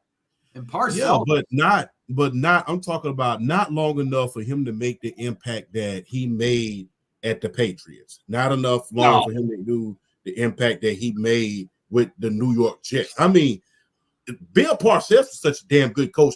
He took Vinny Testaverde to a damn NFC, AFC championship. Yeah, and arguably, if Testaverde doesn't blow out his Achilles in week 1, they were Super Bowl favorites that year, by the way. Yeah. I remember watching Keyshawn Johnson cry about it on the sidelines in an interview after the game because they're the favorites to win the Super Bowl there. They just had gotten Curtis Martin. Yeah. They just had gotten Curtis Martin that year. Yep. They had, it was Keyshawn, Wayne Corbett. They had a load of roster. Hey, squad, man. Yeah, squad. They had a squad. They had a squad. And, and shortly after that, Keyshawn got the hell up out of there and went to damn Tampa Bay. But, yeah. I really think that you need a strong-minded head coach in order to lead that team. Talent can only go so far. You've seen it. And the thing is, we've seen teams with less talent win Super Bowls. Look at the Chiefs. Well, look at the Chiefs at the wide receiver and the skill position. Yeah, but you got Andy Reid and Patrick Mahomes. And That's my point, though. You have a strong-minded head coach. And if you really want me to be honest with you, the Chiefs, this is just the first coach to get them over the hump. They've had a knack for hiring strong-minded head coaches. Marty Schottenheimer. By the way, in my opinion, Marty Schottenheimer is one of the most underrated coaches of all time. Yeah. Agreed. Yeah, Marty Schottenheimer. I mean, Dick Vermeil. Herm Edwards. Remember, Marv Levy got his first coaching job at Kansas City. Yep. So the thing is, that's how you hire coaches. You hire coaches with strong-minded because, like I said, talent is only going to take you so far. And if you really want me to be honest, Jerry hasn't done a bad job with drafting. No, I he cannot really hasn't. take anything away from him. He hasn't. Drafting, I give you all the credit in the world because they have not missed at the wide receiver position. They have not missed at the linebacking position. They have not missed in the defensive positions. So the thing is, you just need a strong-minded head coach because, hell, when you think about that team that they had in 2000, that they had at Romo's peak, when they had all of that talent, when they had T.O. and they went to the damn division championship where they lost against the Giants in 2007, that was one of the best teams that money could buy at that point. You had one of the best receiving corps that money can buy. Dude, you had Patrick Creighton, Terry Glenn, T.O., and Jason Witten. And by the way, I'd like to say, when they had Tyrone Smith in his prime, or Tyron Smith and Zach Martin, they recreated the Great Wall of Dallas. Again, that offensive line was like when Zeke was there. That offensive line was the best. So this has been my point that Jerry Jones gets a lot of flack, but he's put together some really good football teams. Yeah, he's put them together. He just needs to stop trying to be the damn coach. My thing is, you're not going to get anywhere as an owner being a meddler.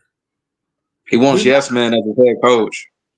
I mean, and you got to get rid of these damn yes men as head coaches because it's not getting you anywhere. It's not. You are just, the thing is, you're doing just what Al Davis did during the latter years of his career. You're bringing in yes man after yes man after yes man, and none of these guys are getting the job done. If you really think about it, the comparison between Al Davis at the end of his career and the comparison between him and Jerry Jones is almost, comparable. The only difference is those teams that Jerry Jones have are good enough to make the playoffs. But if you really look at it, Jason Garrett, Wade Phillips, Mike McCarthy, not another Barry Switzer, Chan Gailey, not a single strong-minded head coach since Jimmy left. And they haven't been able to get over the hump since then. Like I said, talent can only get you so far. What coach is going to come in and put that hammer down, especially these days?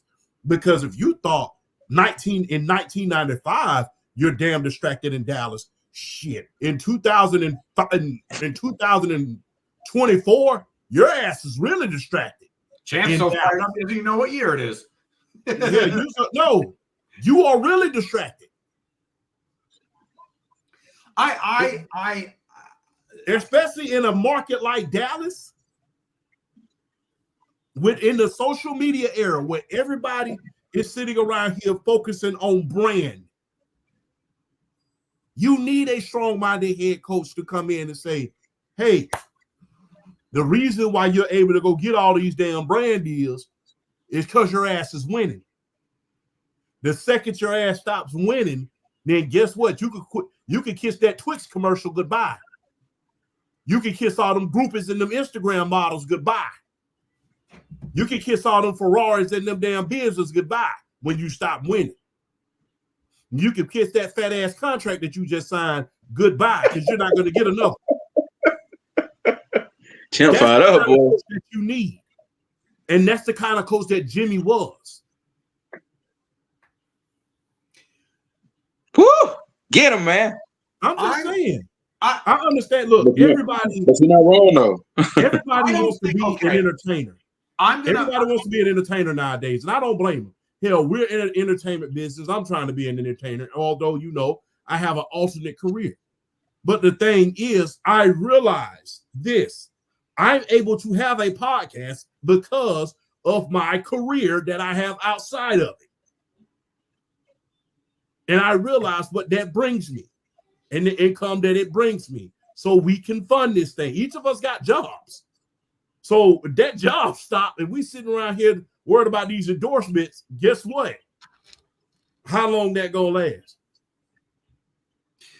It's not. I'm gonna take I think Jerry's biggest mistake was sticking with Jason Garrett too long. I don't think the hiring of McCarthy was necessarily a bad hire. He's a Super Bowl winning head coach. And has a lot of credit for turning around or to making Rodgers into a top 5 quarterback of all time. So I don't think hiring McCarthy was a mistake. I think holding on to Jason Garrett was too long. That was the big mistake that he made. I also think, again, a couple things, you know, Romo doesn't botch that field goal against the Seahawks. You know, the Des Bryant catch gets called a different way. That pass interference gets called in that division or that wild card game against the Detroit Lions. So he also has some bad luck. So I just think, is it time for him to move on as the face of the franchise that runs the show? Yeah, I think so. I think he needs to pass it along to his son. But I want to remind everybody how hard it is to win in this league.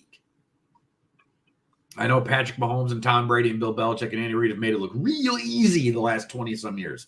But it's real hard to win in this league. You need a little bit of luck and a little bit of here, you know, a little bit of talent, a little bit of luck, and a little bit of, you know, whatever else. And it seems like they just haven't had that.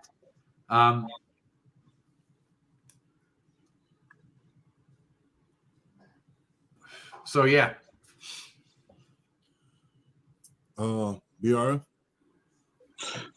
Yeah, honestly, there's really nothing more that I gotta add to it outside of I'll just say now the biggest thing as far as where do they go? I mean, I feel like to try to put a bow on it, I think they're really just stuck between a rock and a hard place because now you got CeeDee Lamb and Dak Prescott locked up to these big money contracts, and you see Michael Parsons, and it's like I really don't think you have no choice but to let him walk at this point. And then it's like, where do you go from here? I really don't. If Dallas don't make the playoffs this year, you can't bring Mike McCarthy back. You can't. You can't bring him back if you don't make the playoffs. But then who do you go get to be the head coach? And I get Bill Belichick is going to be the first name that comes to mind. But honestly, if I'm Bill Belichick, I'm looking at the Dallas Cowboys situations. I take a long, hard look, and I'm thinking, do I really want to go here? Do I really trust a Jerry Jones to really give me the leash and give me the say so that I need to be, to be in my position in order to really get the most out of the players on this roster. So I think that's the biggest thing as far as like, ultimately aiming for a Bill Belichick. He makes sense, but would Jerry really give him that leeway? So I think that's something really to look out for in the future because I feel like I don't think Mike McCarthy's staying after this year because Dallas does not look like a playoff team. Okay. We'll continue this segment. Is the NFC North the best team, well, the best division in football? If you can lead us off on that, BRF, that'll be most helpful. Yes, sir, absolutely. I think right now you have to say the NFC North is the best division in football. I mean, this is the first time since realignment in 2002 that all four teams have at least 4 wins at this time of the year. This is the first time since realignment in 2002. All 4 teams at week 6 have at least 4 wins, with Minnesota being undefeated, and then Detroit, Green Bay, with Minnesota being undefeated, and then Detroit, Green Bay, and now the Chicago Bears all having 4 wins, at least 4 wins. I believe right now you have to say the NFC North right now is the best division in football because I think right now as a whole, that division with all 4 teams are playing the most consistent football right now. And you can't just look at, this team has played such and such team, or this team is playing such and such team. You can't really, you don't want to really use that in a situation when you have all 4 teams doing well. I'm looking at strictly how they've all been playing on a consistent basis. And right now you have to say the NFC North is the best division in football. Man, I tell you what, though, the NFC South was about, even with Carolina in that division, the NFC South was about to make some hay, about to make a statement. But you see Carolina, you see the New Orleans Saints now.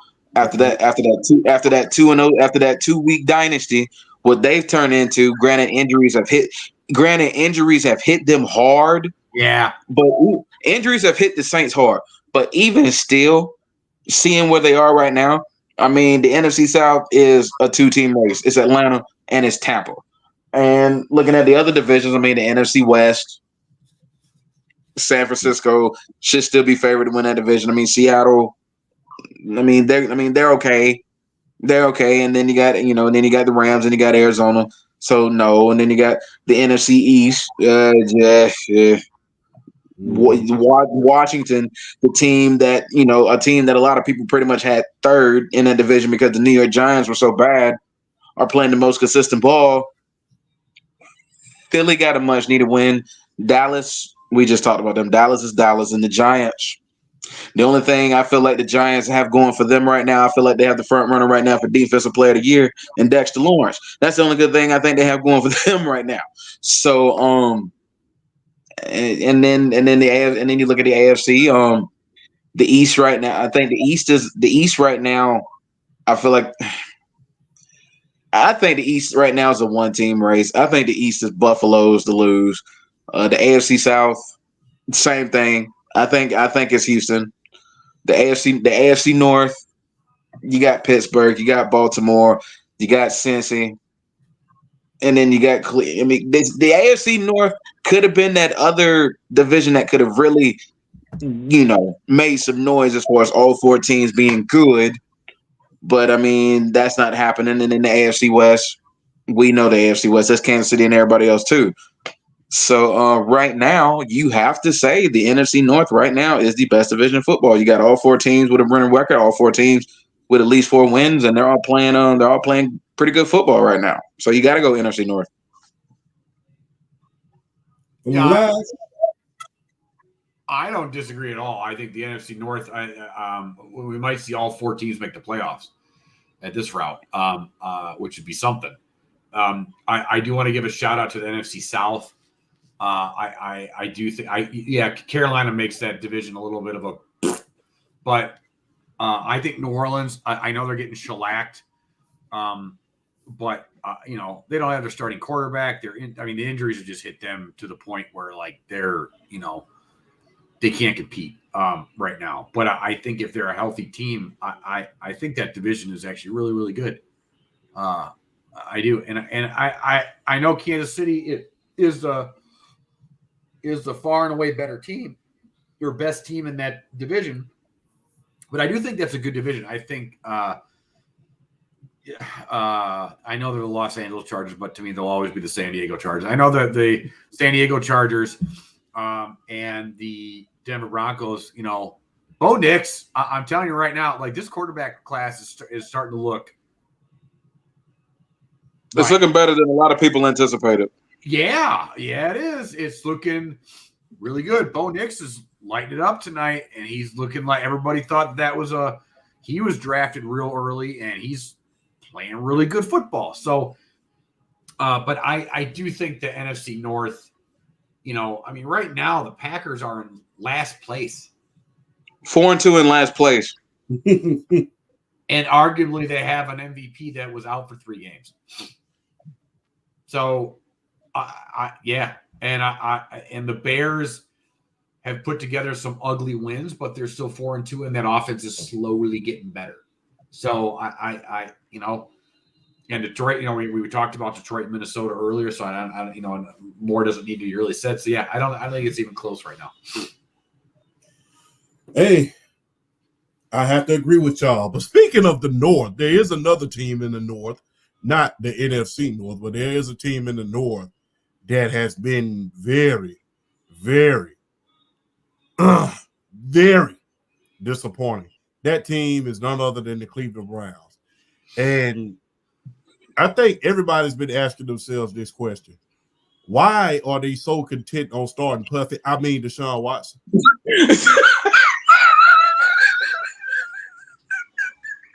Look at Flash. Oh, we were going so good, and then Champ just had to just throw a little one in there. He had to throw a little one in there. It's honestly it's as simple of there's 230 million guaranteed reasons why they're still starting Deshaun Watson.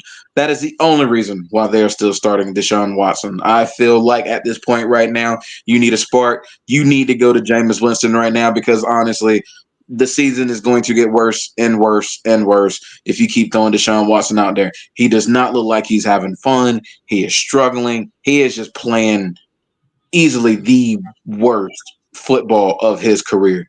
And I've said this a few times, and I'm going to harp on it. I'm going to say it again. At the end of the 2020 season, where I ranked top 5 quarterbacks, I had Deshaun Watson, a guy who did not make the playoffs, I might add you, after the 2020 season. I had him as the 3rd best quarterback in the National Football League after the 2020 season. This dude threw for 4,500 yards, 34 touchdowns, and 7 interceptions. And I had him as the 3rd best quarterback in the league. The downfall has to be studied. And we know what it goes to. But even still, you would think you get a chance like this. You look at it and you appreciate it. And you grab hold to it. And you focus and you make this team better. You are not focused. You do not care. You are not happy. You need to sit down and let Deshaun. You need to sit down and let Jameis Winston play. And I feel for Kevin Stefanski so bad because this man is a 2-time coach of the year. And he has to try to manage this train wreck of a quarterback position with Deshaun Watson. He's about to get Nick Chubb back. He still has a talented defense. At this point, it's not going to matter because I think they're going to be 1-7. I think they're going to lose to Cincinnati and they're going to lose to Baltimore. So they're going to be 1-7 after this. So I mean, like, what do you do? I feel like you need to just go ahead to Jameis Winston now and see if he can light a spark under this, under this roster of players. Because honestly, 1-7 is the ultimate nail in the coffin. 1-7 is the death note. You're not going to the playoffs. I really don't want them to wait until then to start Jameis Winston. I would like for them to start while they're 1-5 and have like a baby hairs chance of trying to make a run. But at this point, it's just I don't know, man. I can't figure out why they keep running him. I can't figure out why they keep running him out there. I can't. The dude is not happy playing football right now. The dude is not focused. He needs like a big reality check. You need to sit him down and just let him think about a lot of things because he is nowhere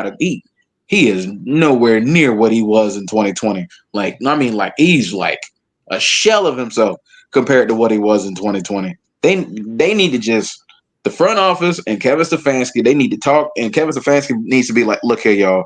I understand you got all this guaranteed money invested in Deshaun Watson. I understand. I need to start Jameis Winston. I'm tired of running this man out here for him to just go through the motions and not care. They need to do something at this point. And it's crazy because as bad as he's been playing, it's not like they're getting blown out in a lot of these games. They're still competing, but they're losing because at the end of the day, Deshaun Watson can't make good throws and can't make a play to save his life. So I don't know, man. I don't. Sometimes money should not be the ultimate factor as far as like keeping a guy in as a starting quarterback. Ultimately, if you're a coach, you have to think about your job too. I'm not saying it's Kevin Stefanski's going to get fired because he should not get fired. But at the same time, you got to think about the future of this franchise and the future of this season. You need to sit. You need to just tell the front office, look, okay, I get it. You invested money in Deshaun Watson. I don't care. I'm a coach. I'm here to win games. If Jameis Winston can light a fire under us, I'm going to play him. They need to just they need to just tell the front office that. Need to tell them to shove it. I don't care about your money. I'm playing Jameis Winston. As simple as that. All right. I have a different take on this. Let's hear it. I hope you steal my idea because I'd rather you say it than I do. Go ahead. I hope. Part of the reason why I'm wearing this Tampa Bay Buccaneers hat tonight is because I've said it since they let Baker Mayfield go that was the biggest, stupidest mistake that they could have done. I don't think it's just the money because Kevin Stefanski was not the head coach when Baker Mayfield was drafted. The head coach of the Cleveland Browns when Baker Mayfield was drafted was Hugh Jackson. Baker Mayfield was not a Kevin Stefanski guy. I think. Now, I dug. I went into Reddit forums. I did to find who was the big proponent to trade for Deshaun Watson. Can anybody name who the general manager is for the Cleveland Browns currently right now? No. Okay. I couldn't either until about 10 minutes ago when I looked him up. He's riding with Deshaun Watson because he's the one that pushed for this trade. And he's the one that pushed out Baker Mayfield. Because we heard all the things. Well, we need an adult in the room, and we need this, and we did. If you need an adult in the room, that's coming from the head coach. That's not coming from the general manager. And I think Kevin Stefanski is riding or dying Deshaun Watson because this was his decision. And his decision alone. Now, I don't know if it was his to give him all that guaranteed money. But I do think he was the spearhead. Now, again, I dug, but I couldn't find nothing. But again, when you slander a quarterback like that, and who's ever in your quarterback meetings and in your quarterback rooms, if you're crapping on the quarterback, the GM's not in those meetings. The head coach is, though, that runs the offense. So I think Kevin Stefanski this is his ride or die. Because there's no reason right now, money, that you are waltzing Deshaun Watson out of there right now. That is my theory. And I think he's going to ride Deshaun Watson until the end of the year. And I think he's going to. I have a different theory. Okay. I have a different theory. I get the feeling that they're saying, look, remember what Denzel Washington said at the end of training day? At the end of the day, I can't lose. You can shoot me, but you can't kill me. Remember when he said that? Mm-hmm. The thing is this. If you shoot me, which means I'm losing, then if you turn this thing around, then guess what? I'm winning anyway. I invested all this money inside of you. That's what you're supposed to do anyway. But if you don't, because I know Jameis Winston is not my future, I got 5 quarterbacks coming out next year in this stacked ass draft. And I can't wait to get my hands on one of them. In particular, Shedeur Sanders. I already got a good offensive line. I see what he can do without one. I'm not lying. So you have a theory that Kevin Stefanski is on purpose to tank? No, yeah, because the thing is, if you start playing well, I'm winning anyway. This is what you're supposed to do. But if you keep losing, I get my hands on Shedeur Sanders. You evil individual. I like your mindset though. Because the thing is, then guess what? I light a fire up under your ass when that young man gets here. Because he's gonna want to play his ass off. Here's the problem though with Shedeur. Do you think Deion even allows Shedeur to go anywhere? He has a line. He has a talented quarterback, and he has a line. He has good receivers up there. He has a tight end. He has a safety net. And depending on Nick Chubb and depending on that. I don't disagree with any of those points. But Cleveland as a franchise. That's not a Deion. I'm running to you franchise. That's not a Deion franchise, but I'm just using him as an example. Shedeur. I'm using him as an example. I'll say this real quick, and then I'll let you go, champ. Yeah. I think with Deion, even the fact that Cleveland isn't necessarily a franchise he may want Shedeur to go to. If Nick Chubb comes back healthy and they keep Myles Garrett, I don't think Deion can possibly sleep on that core if you add a Shedeur Sanders to it. I don't think you can sleep on that core. I don't think I think him, Nick Chubb, and Myles Garrett together. Well, and Denzel Ward for that matter. I think that's a good core that could bring them back up. So I don't think Deion. He would have to think about Cleveland. He'd have to think about it. I think that's my overall point is if Andrew Berry, who is the GM for the Cleveland Browns, by the way, if he's the one that pushed for the Deshaun Watson trade, so if he's the one that pushed for the Deshaun Watson trade, then I think Champ's right. Yeah, because the thing is, if it was Kevin Stefanski that pushed for the trade, then I don't. Then I think man. Yeah, but the thing is this, and that's what I feel like. I'm winning anyway. Either you go out here and you win, or I'm going to get me one of these hellified quarterbacks that's coming out of the draft, whether that be Quentin Ewers, whether that be Jackson Dart, whether that be Carson Beck, whether that be Shedeur Sanders. And if that doesn't light a fire up under your ass in order for you to get yourself together, then guess what? Your ass is going on that bench. And you can ride out the rest of this contract while another person is playing ahead of you. And more than likely, they're going to be playing well.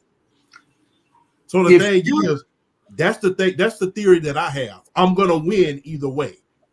Either you start playing well, or we're going to draft higher to draft next year.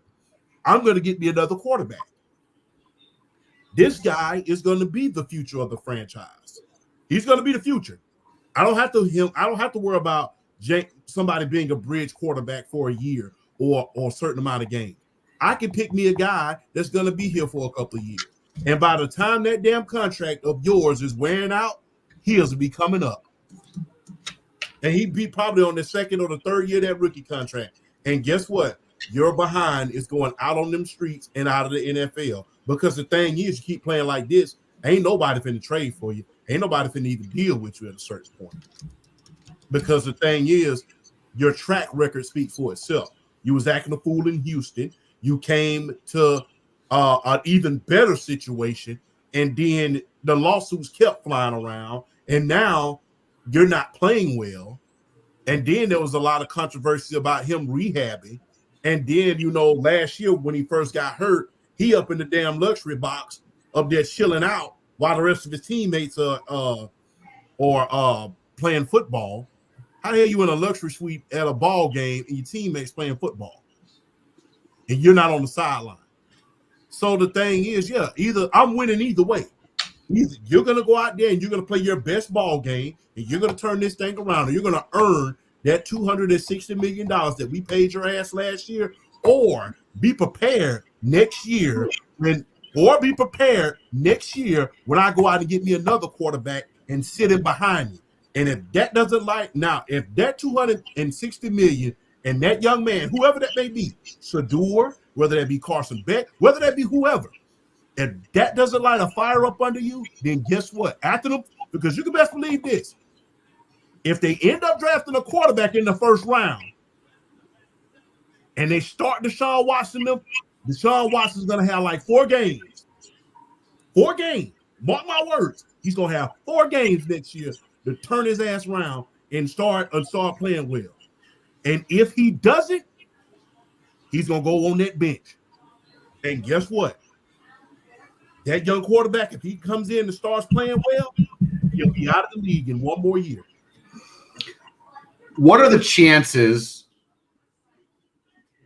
that we're both wrong and the Browns fire Andrew Berry and Kevin Stefanski after the year? Because right now, this is looking like the worst trade and transaction in sports history. That's the argument right now. If they fire Andrew Berry and Kevin Stefanski, if they fire both of them, they got to find a way to get out of Deshaun Watson contract. Yeah. Well, the thing is, if they fire Kevin Stefanski, I'm going to tell you just like this. If they fire Kevin Stefanski, start listening to Cowboys rumors. And this is a big if, but you know how we say it down south. If a frog had a square behind and ate mud, he'd crap bricks. This is a huge if. If Kevin Stefanski gets fired by the Cleveland Browns, start listening, because start paying attention to talks at Dallas and Philadelphia, because I'm really feeling like that Philadelphia is fed up with Nick Sirianni at this point. November 15th. How much dollars is So be prepared. If they fire Kevin Stefanski, look out for Dallas and look out for Philadelphia. That's where I can see that, though. Because the thing is, I think they're getting tired of Nick Sirianni's act up there in Philadelphia, because they're nitpicking. You always can tell when they're tired of a coach's act somewhere. They start nitpicking at every little thing they're doing. So if he gets fired, pay attention to Philadelphia and Dallas. A lot. No, like 10. Yeah. Pay attention to that and make sure. Because like I said, I don't think, and another team, I think a dark horse team that people need to really, really look out for, another dark horse team, if they fire Kevin Stefanski, look out for the Bears as well and the Saints. To hire him? Yeah. The Bears and the Saints. The Bears and the Saints. Those are the 4 teams I think potentially have. And like I said, that's if they fire him. The Dallas Cowboys, the Philadelphia Eagles, the Saints, and the Bears.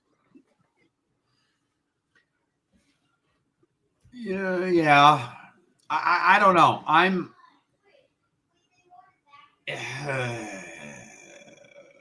Because the thing is, Kevin Stefanski has not been a bad coach. I'm gonna just be real. He's had although he's had 2 losing seasons thus far there.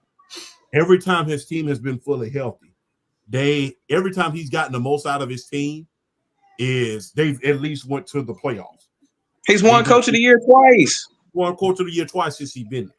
So the thing is, you can't put the blame on him just because right. Watson you're right. And hang and shit. It's why I want to know who is the spearhead for trading for Watson. Yeah, that's what I'm saying. If it's Andrew Berry, if we can legit link up Andrew Berry and Kevin Stefanski to ultimately being the driving force behind Deshaun Watson, all 3 got to go after the season. If you're gonna fire one, if you're gonna get rid of him, you got to get rid of Deshaun Watson too, because he linked up with him too. Oh yeah, you have to get rid of him. You can't. That's a $170 million cap hit. Oh well, Oh well, you gonna have to eat it from the standpoint of the next regime you bring in. They're not gonna want to play him. Oh no, $170 million cap hit. Hell no. I'm not doing that. They might. I'm just saying though, if you get rid of both of them, they might not have a choice. You basically gonna be paying him to sit on the bench because the new regime's not gonna want to play him. Or if anything, he's gonna have like the shortest leash in the league if you do start him. So he's still due $92 million out of the $230 million guaranteed on his deal. Did you just say $92 million? Yeah, he's still owed that. Oh, hell no. So let's see. This was an article in Yahoo Sports from October 15th of this month. Well, obviously October, it is this month, but in the new lawsuit, the NFL is still investigating the quarterback despite the settlement being reached. So I'm going to tell you right now They're going to find something. My theory is is that whoever is going to go to the Browns, if the NFL is still investigating like that, Yahoo Sports, and Yahoo Sports is pretty reliable, they're gonna suspend that dude or find him whatever in whatever with his contract, and they'll be able to terminate that contract. And I think they get rid of. I don't be shocked if they get rid of Barry Stefanski and him, because to me, if you say the reason why you got rid of Baker Mayfield is because you needed an adult in the room, even though he was one bad call away from beating Mahomes and Reed, the only person that comes from is from Kevin Stefanski. Yes. Mm-hmm. Bro, What this game is beyond over, bro. Man, Denver just executed a blitz on Spencer Rattler. He threw it to one of the linebackers straight on, and he just ran it for a pick six. It is now 32-3. This is like definitely over. I know we're not there yet, but one of the biggest winners of this past week 6 and now week 7, Derek Carr. Derek Carr has always gotten a shaft on he's not good enough, blah, blah, blah, blah. Derek Carr is healthy. This is a completely different Saints team. Mm-hmm. Like, showing the fact that he's actually a really good quarterback, in my opinion. So, But honestly though, I'll say this though. Not having Chris Olave and Rashid Shaheed tonight is killing them too. Huge, yes. That's all.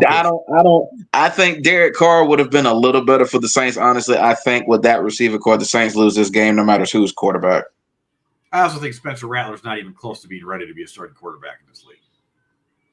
Yeah, he needs to cut down on some of them turnovers, and he doesn't really have a line this year as well. No. That's why he's better like Derek Carr. Yeah. The Saints boot Brandon.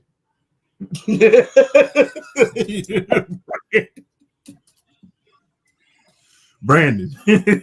I'll be damn.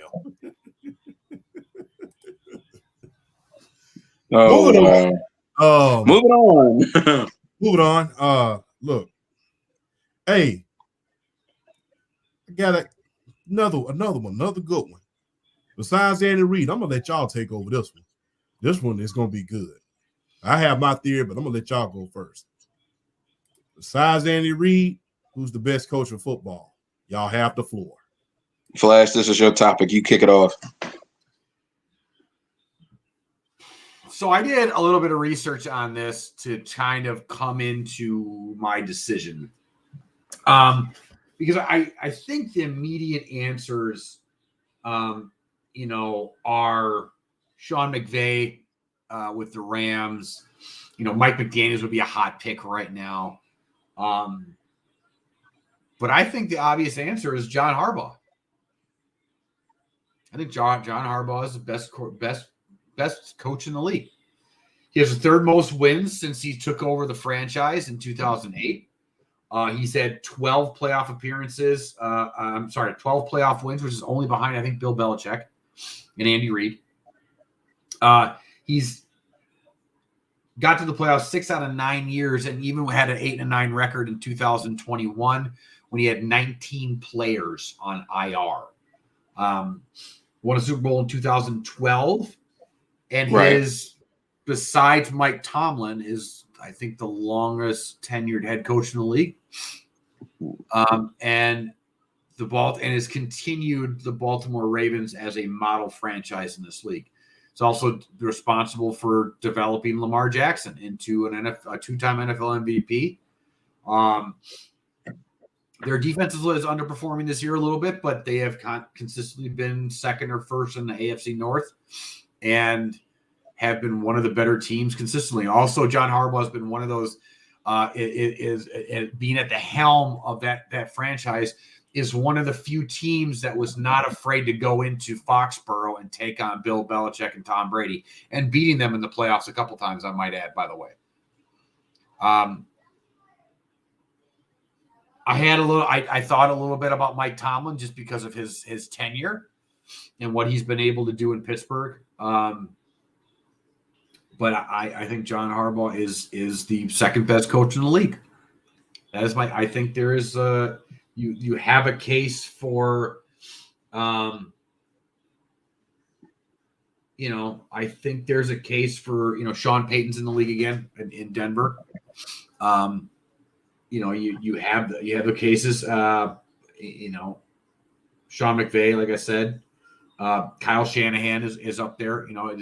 With his ability to get offenses going, but to me, it's John Harbaugh. I 100% agree. I 100% agree.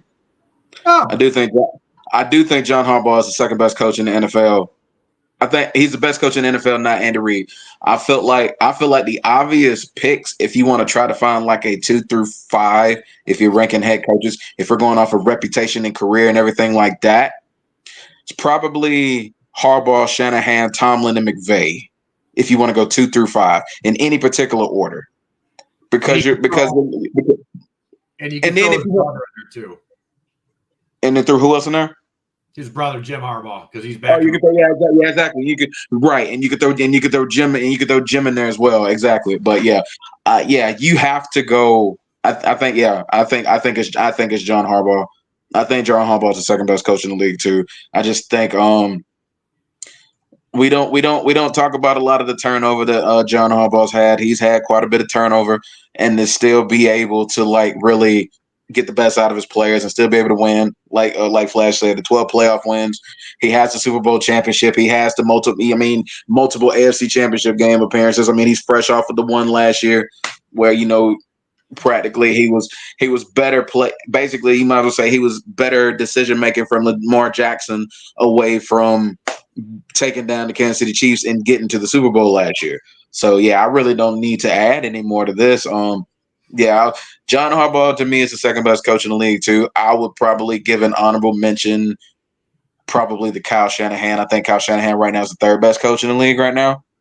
But and the reason why I say Kyle Shanahan is probably behind Harbaugh, what I'm looking at is like the recency, the 2 NFC championship games, but yet the constant ability to be able to just, even though he's lucked out and he's been able to have a healthy Christian McCaffrey for the most part in San Francisco. He's shown this everywhere he's been, whether he's been an offensive coordinator or a head coach. With his scheme and his ability to run the ball, it don't matter who we put back there. It doesn't matter who we put back there. They can go out and they can reduce. Look at Jordan Mason this year with Christian McCaffrey being hurt. Jordan Mason has gone out and made a name for himself in that scheme. So I think Kyle Shanahan for me is my honorable mention as being the third best coach in the league right now. But I agree. John Harbaugh, second best coach in the league. I will go regardless of how and I'll make my segment short. I'll go with Kyle Shanahan. I know he hasn't won a Super Bowl as of yet, but I think that unlike a lot of the guys who win Super Bowls, and I like Brock Purdy, I think that he's lacked that legacy quarterback. I think that he's lacked that legacy quarterback. And I think that Brock Purdy has the potential, but he hasn't had a Lamar Jackson or a Patrick Mahomes or someone, or Matthew Stafford in order to, you could just go all out on that offensive side. Get to another level, yeah. Yeah, get to another level. Like I said, I like Brock Purdy. The story in itself is hellified. But, as you saw with Jared Goff, although Jared Goff is doing a damn good job now, sometimes you have to go in for the kill as far as going all out. And I don't think he's had that one quarterback. Hell, he made it to a Super Bowl with Jimmy Garoppolo. Yeah, you bringing Jared Goff in this is why I think McVay is a top 5 coach in the league right now. You bringing Jared Goff in the conversation is exactly why I think McVay is a top 5 coach in the league.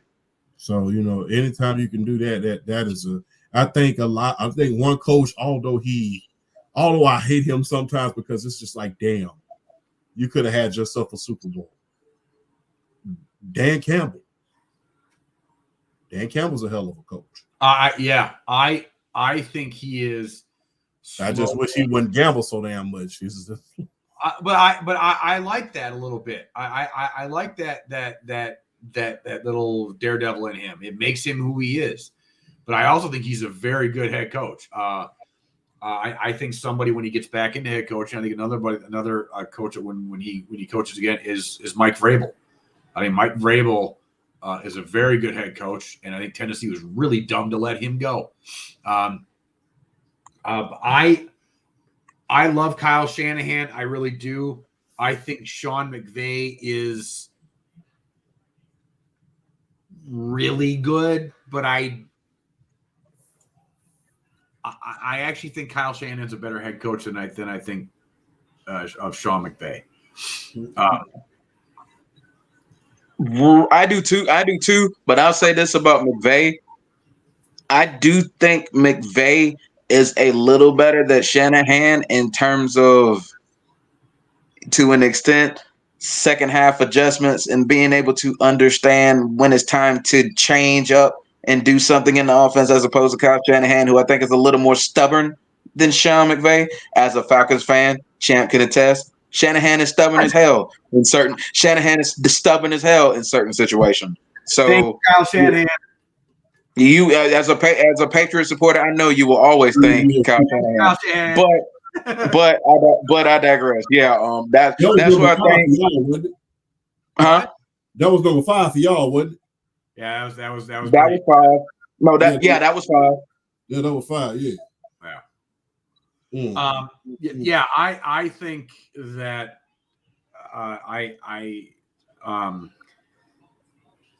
Kyle Shanahan is one throw away from having a very different conversation of possibly he's the best coach in the league. If Garoppolo makes that throw in the first Super Bowl against the Chiefs and puts the Chiefs away, essentially, if he doesn't overthrow, who did he overthrow by like 2 feet? If he doesn't overthrow, I think we're having a very different conversation. Not only about Jimmy Garoppolo, but also about Kyle Shanahan as a head coach. I think it's him and John Harbaugh as number 2 to Andy Reid. Okay. It'd be more of a 2A 2B conversation as opposed to like a definitive 2 and 3.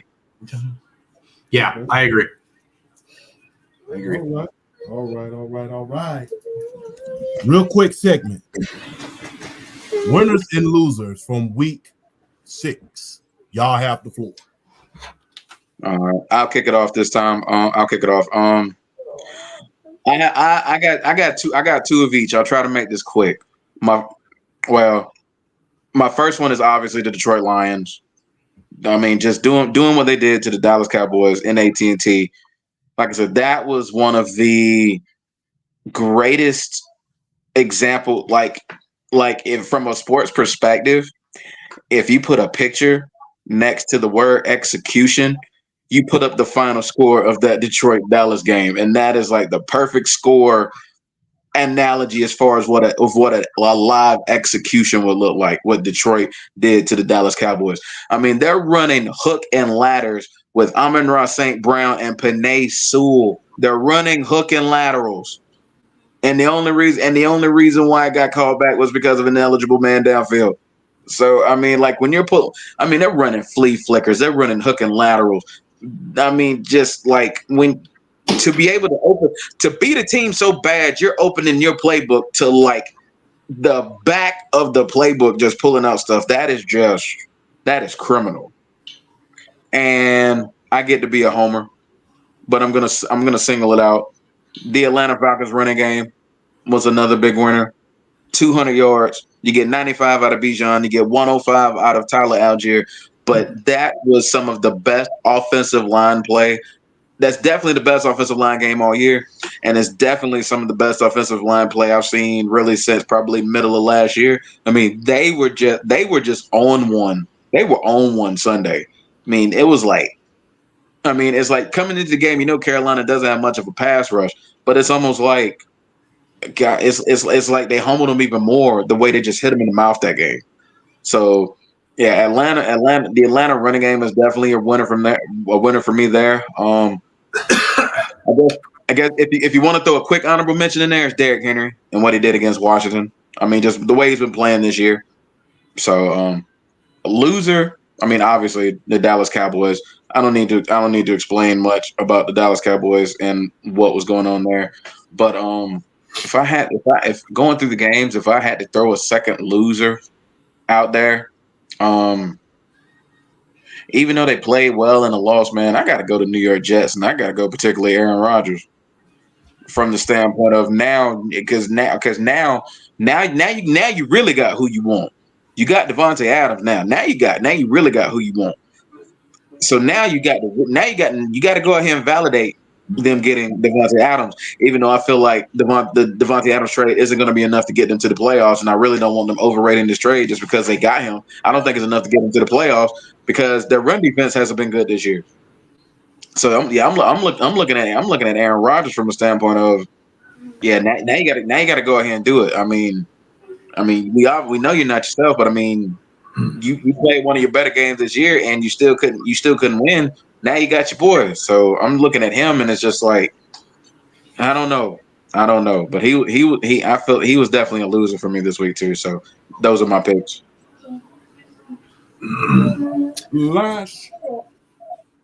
I think the winner. I think the Detroit Lions are obvious winners. They continue to just play. I love that they play smash mouth football. I love it. I love the way Dan Campbell just runs the football. I also think they're kind of losers because of the injury to Aiden Hutchinson. I think that's a huge blow to the franchise, unfortunately, and I just think that they're just losers because of that. Another winner, I want to say the New England Patriots. Drake May looks the part, even though I still disagree with starting him. He did pretty well. He was 20-33 for 243, 3 touchdowns. He did have 2 picks, sacked 4 times. But some of the throws he made were big-time NFL throws. Again, I still disagree with starting him, but I think they're winners for the fact that it doesn't look like a bad pick right now. Other losers, I'm on the board too with PRF. I think the Jets are big losers. I just whatever, Aaron Rodgers. Whatever. And I think obviously one is the Dallas Cowboys. I think you literally have your owner go on and start running his mouth and at where he looks like a senile old bag, and then he ain't wrong, bro. When you going on radio stations threatening to fire them because they're asking you certain questions, it makes you look like a freaking sore loser. Yeah, you just look like and then you have a coach where the zombies in The Walking Dead look like they have more life than McCarthy. I just right now again, and I think this is going to be a roller coaster season. I think 1 week, like I said, I think Dallas is going to look great because they have a ton of talent, and next week they're just going to look like complete ass. So I think that's a big one of the big losers of the week. I'd say Jordan Love getting back on track and starting to make a case very slowly, very quietly for MVP, or making his case for it. He's not the leader in MVP, but slowly but surely, the fact that he's second in the league in NFL touchdowns and he missed 3 games, that's something. So, that's something that I want to kind of look out for. I'm looking for. So I think he's a big winner in this in that aspect. So, all right. That's my winners. All right. Good. Winner for this week, Atlanta. That running game. Kirko Chains went from wearing that suit to wearing a hoodie. So, that tell you everything. Champ, can I, hey, Champ, real quick, let me ask you a question. Yeah. Have you ever seen a player take so much to a new city the way Kirk Cousins has to Atlanta already? No, I haven't. I mean, it's like he became a Georgia guy. I mean, he just became. I mean, he out here doing the swag surf. He's out here wearing the hoodies. I mean, it's amazing. And bro, we about to start calling this man. We about to start calling this man Kirk Thuggins, like straight up. It's not that scary. I'm not gonna lie, man. It's just like no. And the thing is, considering the dynamic of Atlanta, if you know Atlanta like we know Atlanta, considering that dynamic for a quarterback like Kirko Change to come in there and be on the, not even Matt Ryan was like that beloved. Matt Ryan was never as good as he was. He was never this universally supported. Yeah, he wasn't virtually. I mean, it seems like everybody loves Kirk, in Atlanta right about now. It helps that we're winning, but it's just like I've never seen somebody come into Atlanta outside nobody. To come in and just say, you're one of us. I mean, it is a weird thing because he's the complete opposite of what, like, the Atlanta, yeah, that's why we said it. It's complete opposite considering he's real. He's one of them little. He reminds you of one of them. I'm just gonna go ahead and say it kind of reminds you of one of them little golf cart country club kids that you bring to your school. And he is up. That's what I'm saying. And you just kind of you want to know what he reminds you? No, what he reminds you of? You remember that movie? You remember the movie How High with Method Man and Redman? Yeah. I'm gonna just go ahead and say it. You had the one redhead right there who was all like, kind of uptight and all that other stuff. And as it gets later on in the movie, he starts wearing Method Man and Redman's clothes and all that other stuff and trying to get all hip and stuff. That's Kirk Cousins. Yeah. The thing is, what's so funny, he's not cringe with it. It's not. Usually, guys, you can say like, that's cringe, but he's quirky, but it's not, it's weird. He's like it's a relatable kind of quirky. He's like the cool youth pastor that for some I love that. It just works. I don't know what it is. Mm-hmm. Like it's like his cheese is okay cheese. It's like Atlanta's like, all right, yeah, he's cheesy, but he's our cheesy. And it feels like he's like, yeah, no, we can make fun of him, but no, how dare no? But you can't. There you go. We can make fun of him. You better not say nothing. It's kind of like us bringing Flash to our neighborhood, man. You know what I'm saying? Flash being how he is. You know what I'm saying? Somebody say you better shut the fuck up. But that's what he is. It's like he's kind of like the cool youth pastor that I need to come up with a nickname for Kirk Cousins. Like I need to come up with like another crazy thing about it is before we move on with the next topic, the press conference today, and he dropped that, even though he heard it from a teammate, that bankroll fresh line where he was talking about like going into a road stadium and having to assert yourself. When he dropped that walk into your trap, take over your trap line, and they was like, okay, all right, Kurt, you outdoing yourself now. What more are you gonna have to do? You outdoing yourself now. Okay. I just want to point out one thing. In a world full of of fake reality shows and a lot of fake, people like you if you're authentically yourself. And he is authentically himself. And people will, and if you win on top of that, people will gravitate toward that and people will love that. So I also want, I'm all for the Kirk Cousins, he's like, it's like Jamie Kennedy. He's like Jamie Kennedy, like got that little bit of like cheesy, but you're like, no, he's cool. He's okay. So don't be hating.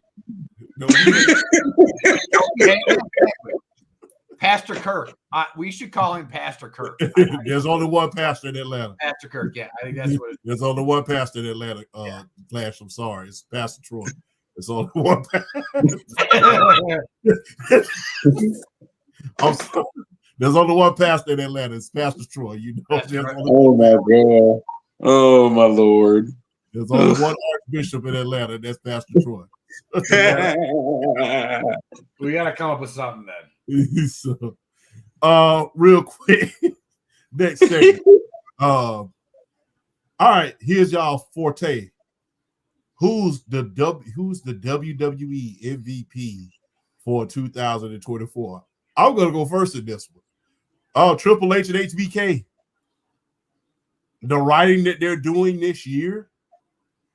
This has been one of the greatest. I've been watching wrestling since all of us has been alive since the golden age. The 80s were considered the golden age, then the new generation, then the ruthless aggression. This has been some of the best writing I've seen. It's almost theater every single week. It's theater every single week.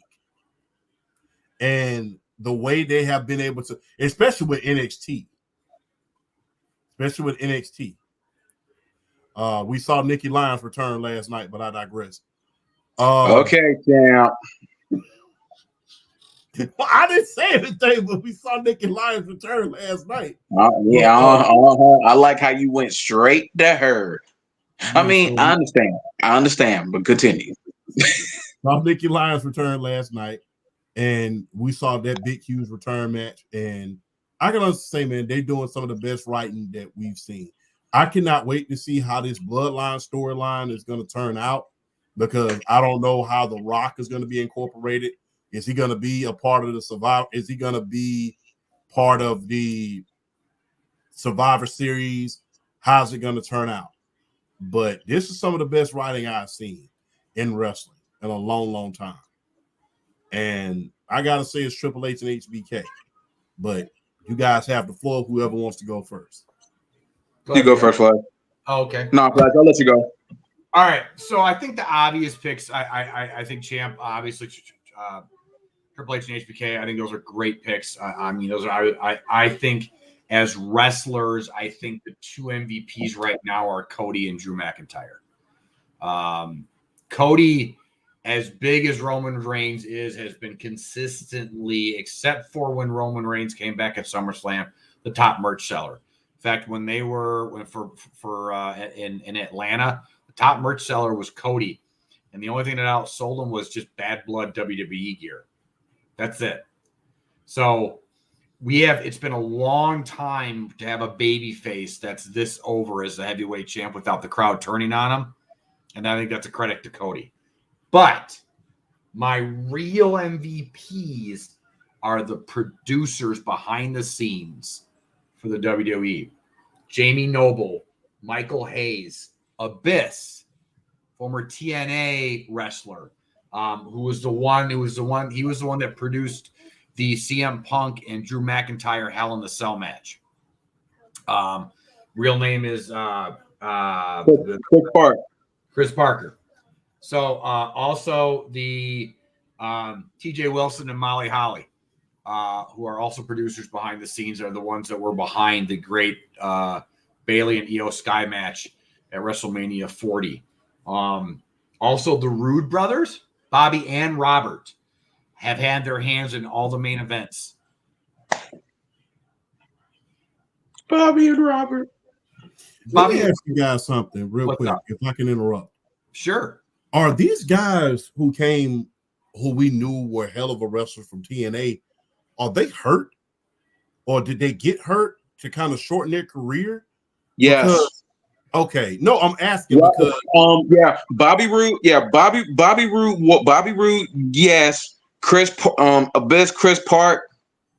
It was just the wear and tear of all the death matches and the hardcore matches, and him being a big dude ultimately just led to him retiring. But champ. It's mainly Bobby Roode. Yeah, injury shortened his career because Bobby Roode, if he wasn't injured, he'd still be wrestling. Yeah, because I remember those guys. I'm like, yo, I like you being the producer, but hell, I want to see you in a Hell in a Cell match with a Braun Strowman. Yeah, I would have loved to see Abyss versus Braun Strowman or somebody like that. You know, two big monsters really going at it. So I mean, yeah, that's the whole question I got to ask. But I digress. Go ahead, guys. My bad. I didn't mean to interrupt. You're good, dude. No, you good, baby. That's basically it. I think those guys. I think the production of matches has been so good, mixed in with what Champ was saying with Triple H and HBK and storytelling when it comes to that. So I think that those are I kind of covered all bases. So if I did too much, I didn't just pick one thing. So my bad. But I guess my big one is the producers or the MVPs, in my opinion. I can't. I can't knock that because it's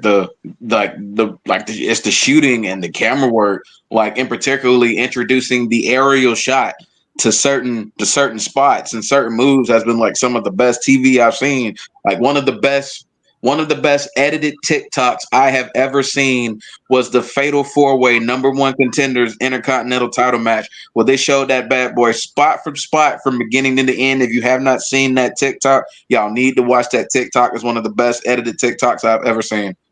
But my MVPs, I have two. First one is Drew McIntyre, and just the way he has just flat out carried so much without even really with being world champion, 5 minutes 36 seconds, and still being able to pretty much carry everything, whether it was the Seth Rollins feud going into WrestleMania, and then ultimately the CM Punk feud, which has been the WWE rivalry of 2024. And just the constant really good matches he's had. I mean, and you can even go back to last year, WrestleMania 39, if you want to go all the way back to one of the greatest triple threat matches we've ever seen with him and Gunther and Sheamus for the Intercontinental title. I mean, Drew McIntyre has just been. I mean, Drew McIntyre is him. For everybody that wants to talk about Drew McIntyre, I'm gonna just lay it out for you. Drew McIntyre is him. So he is definitely one of my MVPs. And I mean, Cody Rhodes is an obvious pick, but I'm going to give an honorable mention, and I have to do it because y'all know me, I've been on this man's bandwagon. Bro, we have got to shout out 2024 and the year Damian Priest has had. We have got to shout it out. We have got to shout out Damian Priest this year. The fact that he had to follow up Seth Rollins' World Heavyweight Championship reign and what he did being the first champion and elevating that championship to the point where we were talking about it being the A championship because Roman Reigns didn't always want to show up. We kind of threw it in the discussion. And then Damian Priest, is he going to be a transitional champion and all this other stuff? But then he has the match with Jey Uso at Backlash. And then he has the match with Drew at Clash at the Castle. And then he has the match with Gunther at SummerSlam. And it's just the rise from just being a heel to it kind of in that tweener anti-hero role to now being one of the most over acts on the card and just being able to have good matches with almost everybody you put in front of him. I mean, I think my MVP of this year is Drew McIntyre, even with Cody Rhodes.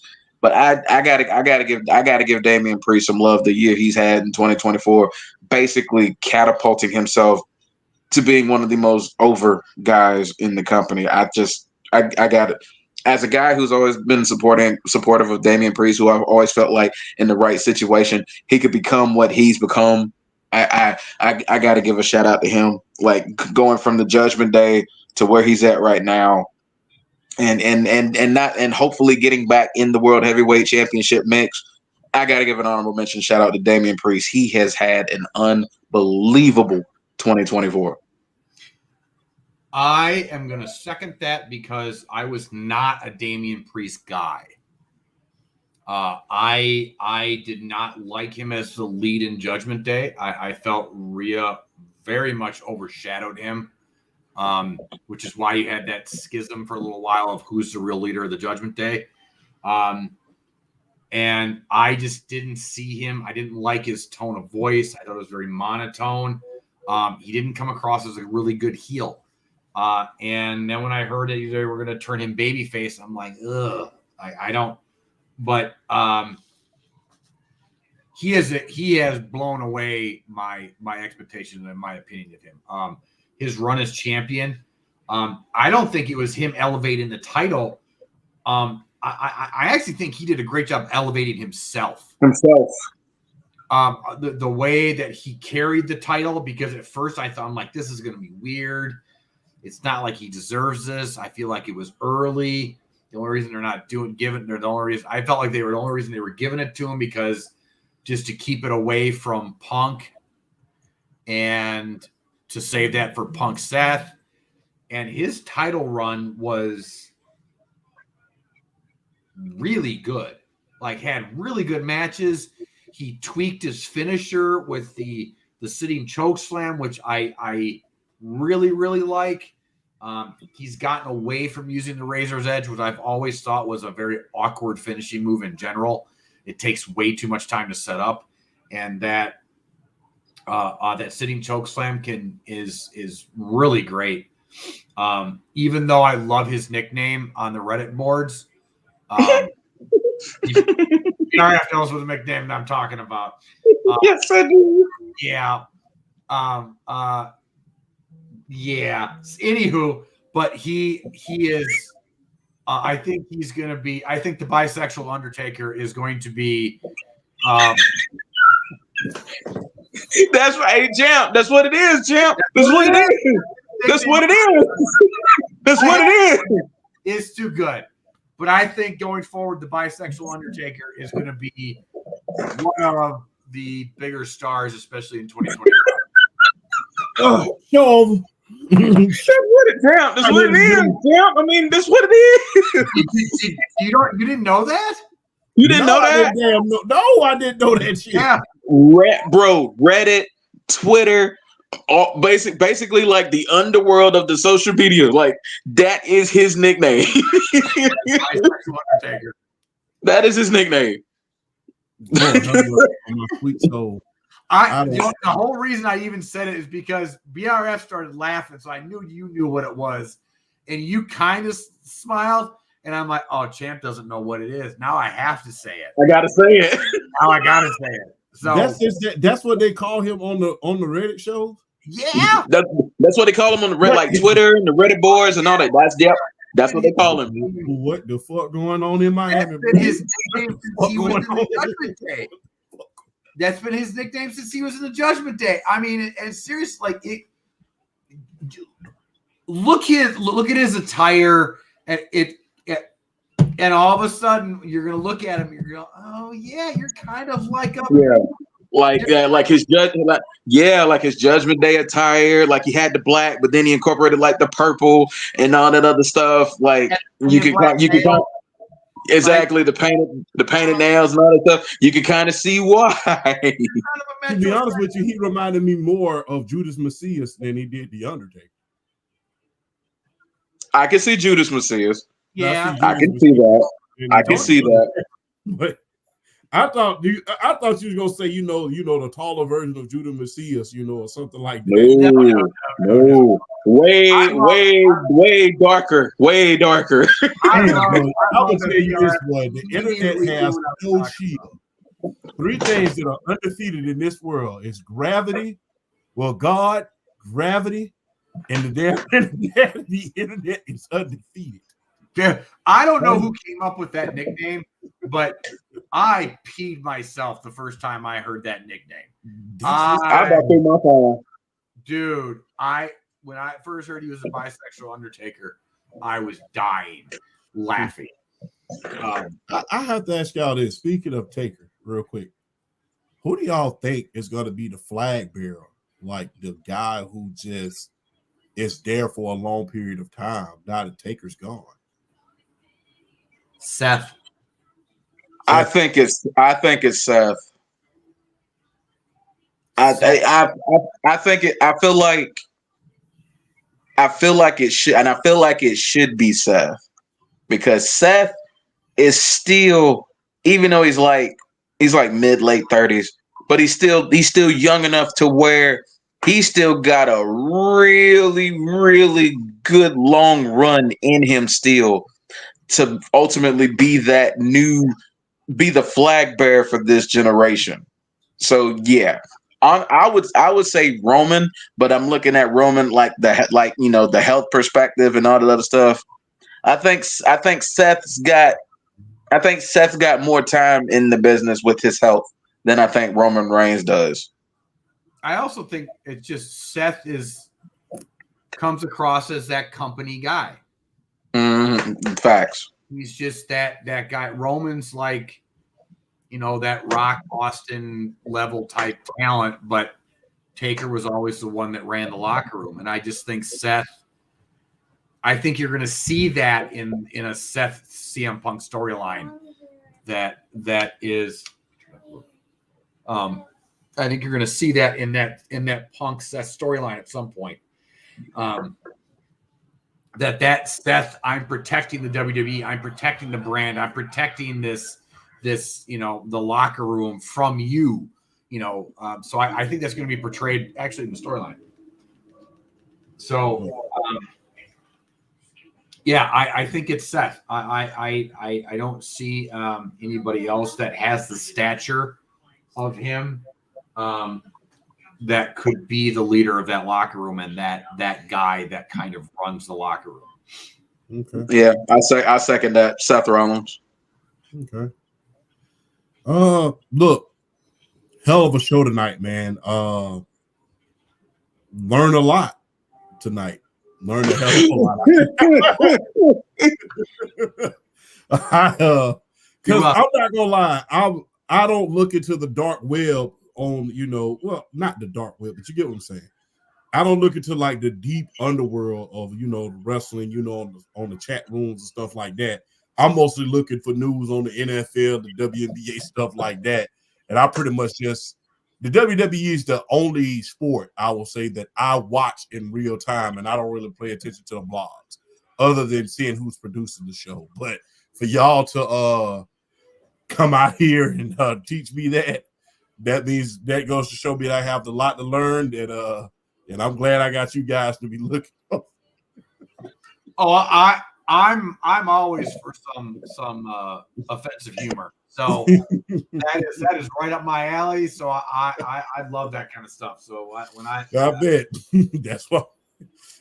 But on that note, guys, we'll end the show on that note. Don't forget, guys. Look, we was going to talk about the WNBA finals, but I'm going to wait until after the next game because that game this past week was great. One of the highest rated games ever, but I'm waiting to see if New York is going to finally win, and if they're going to be the bride. If they're going to be the bride this time rather than the bridesmaid. So, but on that note, man, shout out to Columbus, Georgia, and shout out to my guy, Ill Will. We got you. You know who I'm talking to. We love you. We appreciate you, and the family got you. We are one. If you know, you know. If you know, you know. BRF, you have the floor. Well, normally this is where I shout out all of my handles and everything. I mean, y'all know if y'all see me enough on TikTok, y'all know. If you'll follow me on IG, you know. But I got to take the time to shout out the homie. Today is Champ's birthday. We got to shout him out today because let me tell you something. Ever since I started following him, like he's one of the few that I have followed, or he's actually the first, I'll take that back, that I followed and it organically grew into ultimately getting to meet him, getting to talk to him, doing the TikTok lives every Sunday after the football games until ultimately him coming to me with the idea of doing this podcast. And then Flash, being the awesome individual that he is, coming into the TikTok lives, joining us, and then ultimately making this a 3-man gang, which I just have so much fun with both of you dudes. But let me tell you something. Without Champ allowing us to have this platform, I wouldn't be able to make the friends I've made through Sports Talk. I wouldn't be able to get on here. I wouldn't be able to branch out. You know, him bringing me on the Sports PSPs podcast. Now me branching out and doing one on my own with Elijah and CJ with the takedown, because now it's getting this on YouTube channel now. They shout out to the homies. They did their first live off of the YouTube channel today. I want to shout the homies out to that. But without Champ, I wouldn't have been able to have branched out. So you always got to give people their flowers and show them love while they are here doing their thing. And I am taking this time to give that to the homie Champ because he is the reason why we are here having this platform, being able to do what we enjoy to do. I can't thank this brother enough. I will always have his back. I'm talking about from 706 representative to 706 representative. That is my brother. And I tell you what, I love you like a brother. Happy birthday. I hope you enjoy it. I'm praying for you because I know you got stuff going on. I'm praying for you. I'm sending well wishes your way as well. But this is also your birthday. And I feel like we need to shout your name and show you how much we appreciate you and the platform that you have allowed for us. So thank you. I love you like a brother. And just know that coming straight from me. Happy birthday. Enjoy the rest of it. And I continue to wish you nothing but all of the success in the world because you are a good dude. And I know good things are going to continue to come your way. So I had to take this time to shout you out because without you, there is no us. So salute to you, my brother. Salute back, Sergeant of the Guard. Oh, I want to say a little known story, besides obviously happy birthday, Champ. But I want to say this is before Champ kind of blew up on TikTok. We started following each other actually very early on. Like this was like years ago when it came to TikTok. And I actually reached out to him years ago about doing a podcast together. And at the time, it just wasn't feasible. Like he had too much going on and he did, whatever. And the fact that you remembered that I said that and invited me to do this means a lot. Even though our styles are completely different and you are very much trying to stay on the straight and narrow. yeah, straight and narrow. Like, did you see what the bisexual Undertaker did last night? Son of a gun. So I just want to say that I appreciate you bringing me aboard and remembering that I asked something like that because I always thought watching your content, I always thought that this would be actually a great mix, and it has been. And then the addition of BRF, or like just in general, like getting to know you as well, it's been beyond a pleasure. And yes, Champ, you deserve all the credit for kind of bringing this all together, and the fact that you remembered that from years ago, and it's something that means a lot to me because I used to do one of my own, and that fell apart for reasons. So this is not only rekindled something that I used to do and I really love to do, and now I'm doing it again. But also going through a really tough time in my life that it got me to the point of now I like back to really watching and loving sports. Again, not that I didn't love it, but it didn't. I went through a really rough patch for about 3 to 4 years. So this means a lot more than I've ever really said or meant. So happy birthday, brother. I love both of you very much. And I look forward to this every single week. Thank you both. I appreciate both of y'all.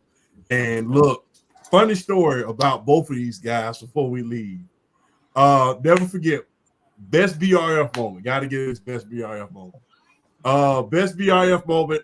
Never forget the New Orleans Saints had just signed the damn Derek Carr a year before last.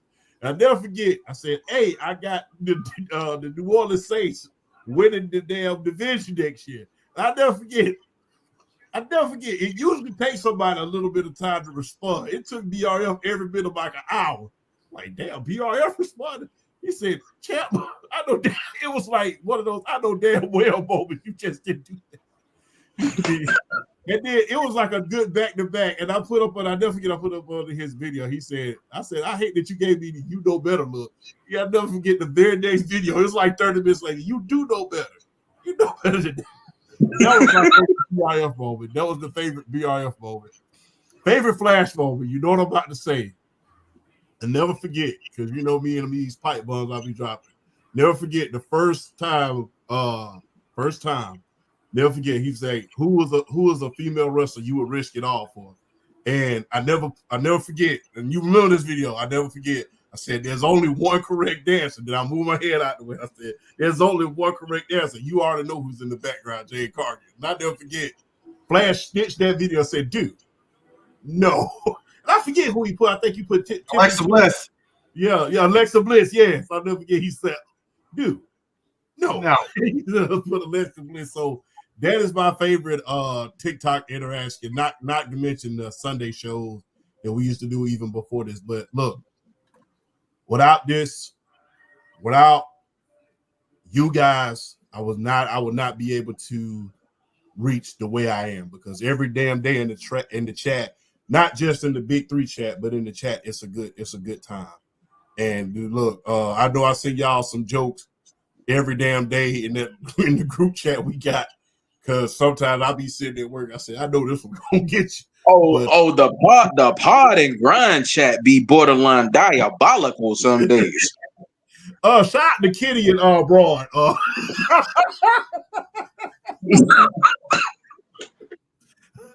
Boy, them two, boy, I be like, I gotta tell this story real quick. I gotta tell this real quick. The other day when they was going in, I muted the damn chat because I thought Kenny and Broad, boy, they showdowns is legendary. But I got hold on. No, so it's okay. So in the pod and grind chat. So PSP and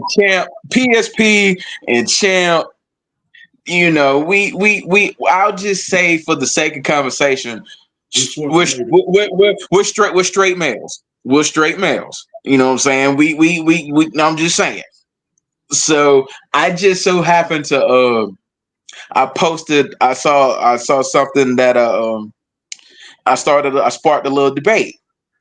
So it was basically, if you could choose one, which one would you choose? And it's hard. It's hard. Salma Hayek, Sofia Vergara. It's hard. And I'm telling you, the back and forth that I got after I posted that is one of the funniest things I've ever seen. Bless it. Because shout out to Hot Take Kenny. He's saying it's Sofia Vergara and it's not even close. And everybody else is like, bro, we respect you, but no, it's close. It's close. But let me tell you something. Between the pods and the chats, this is easily some of the most fun I have ever had. Calling myself a content creator. I mean, it's classic. Yeah. Dude, I'm going to say this on that. Just a quick note. I'm going to throw my opinion in the hat about Salma Hayek versus Sylvia Vieira. I think it's, dude. I think it's Salma Hayek, and I don't even think it's close.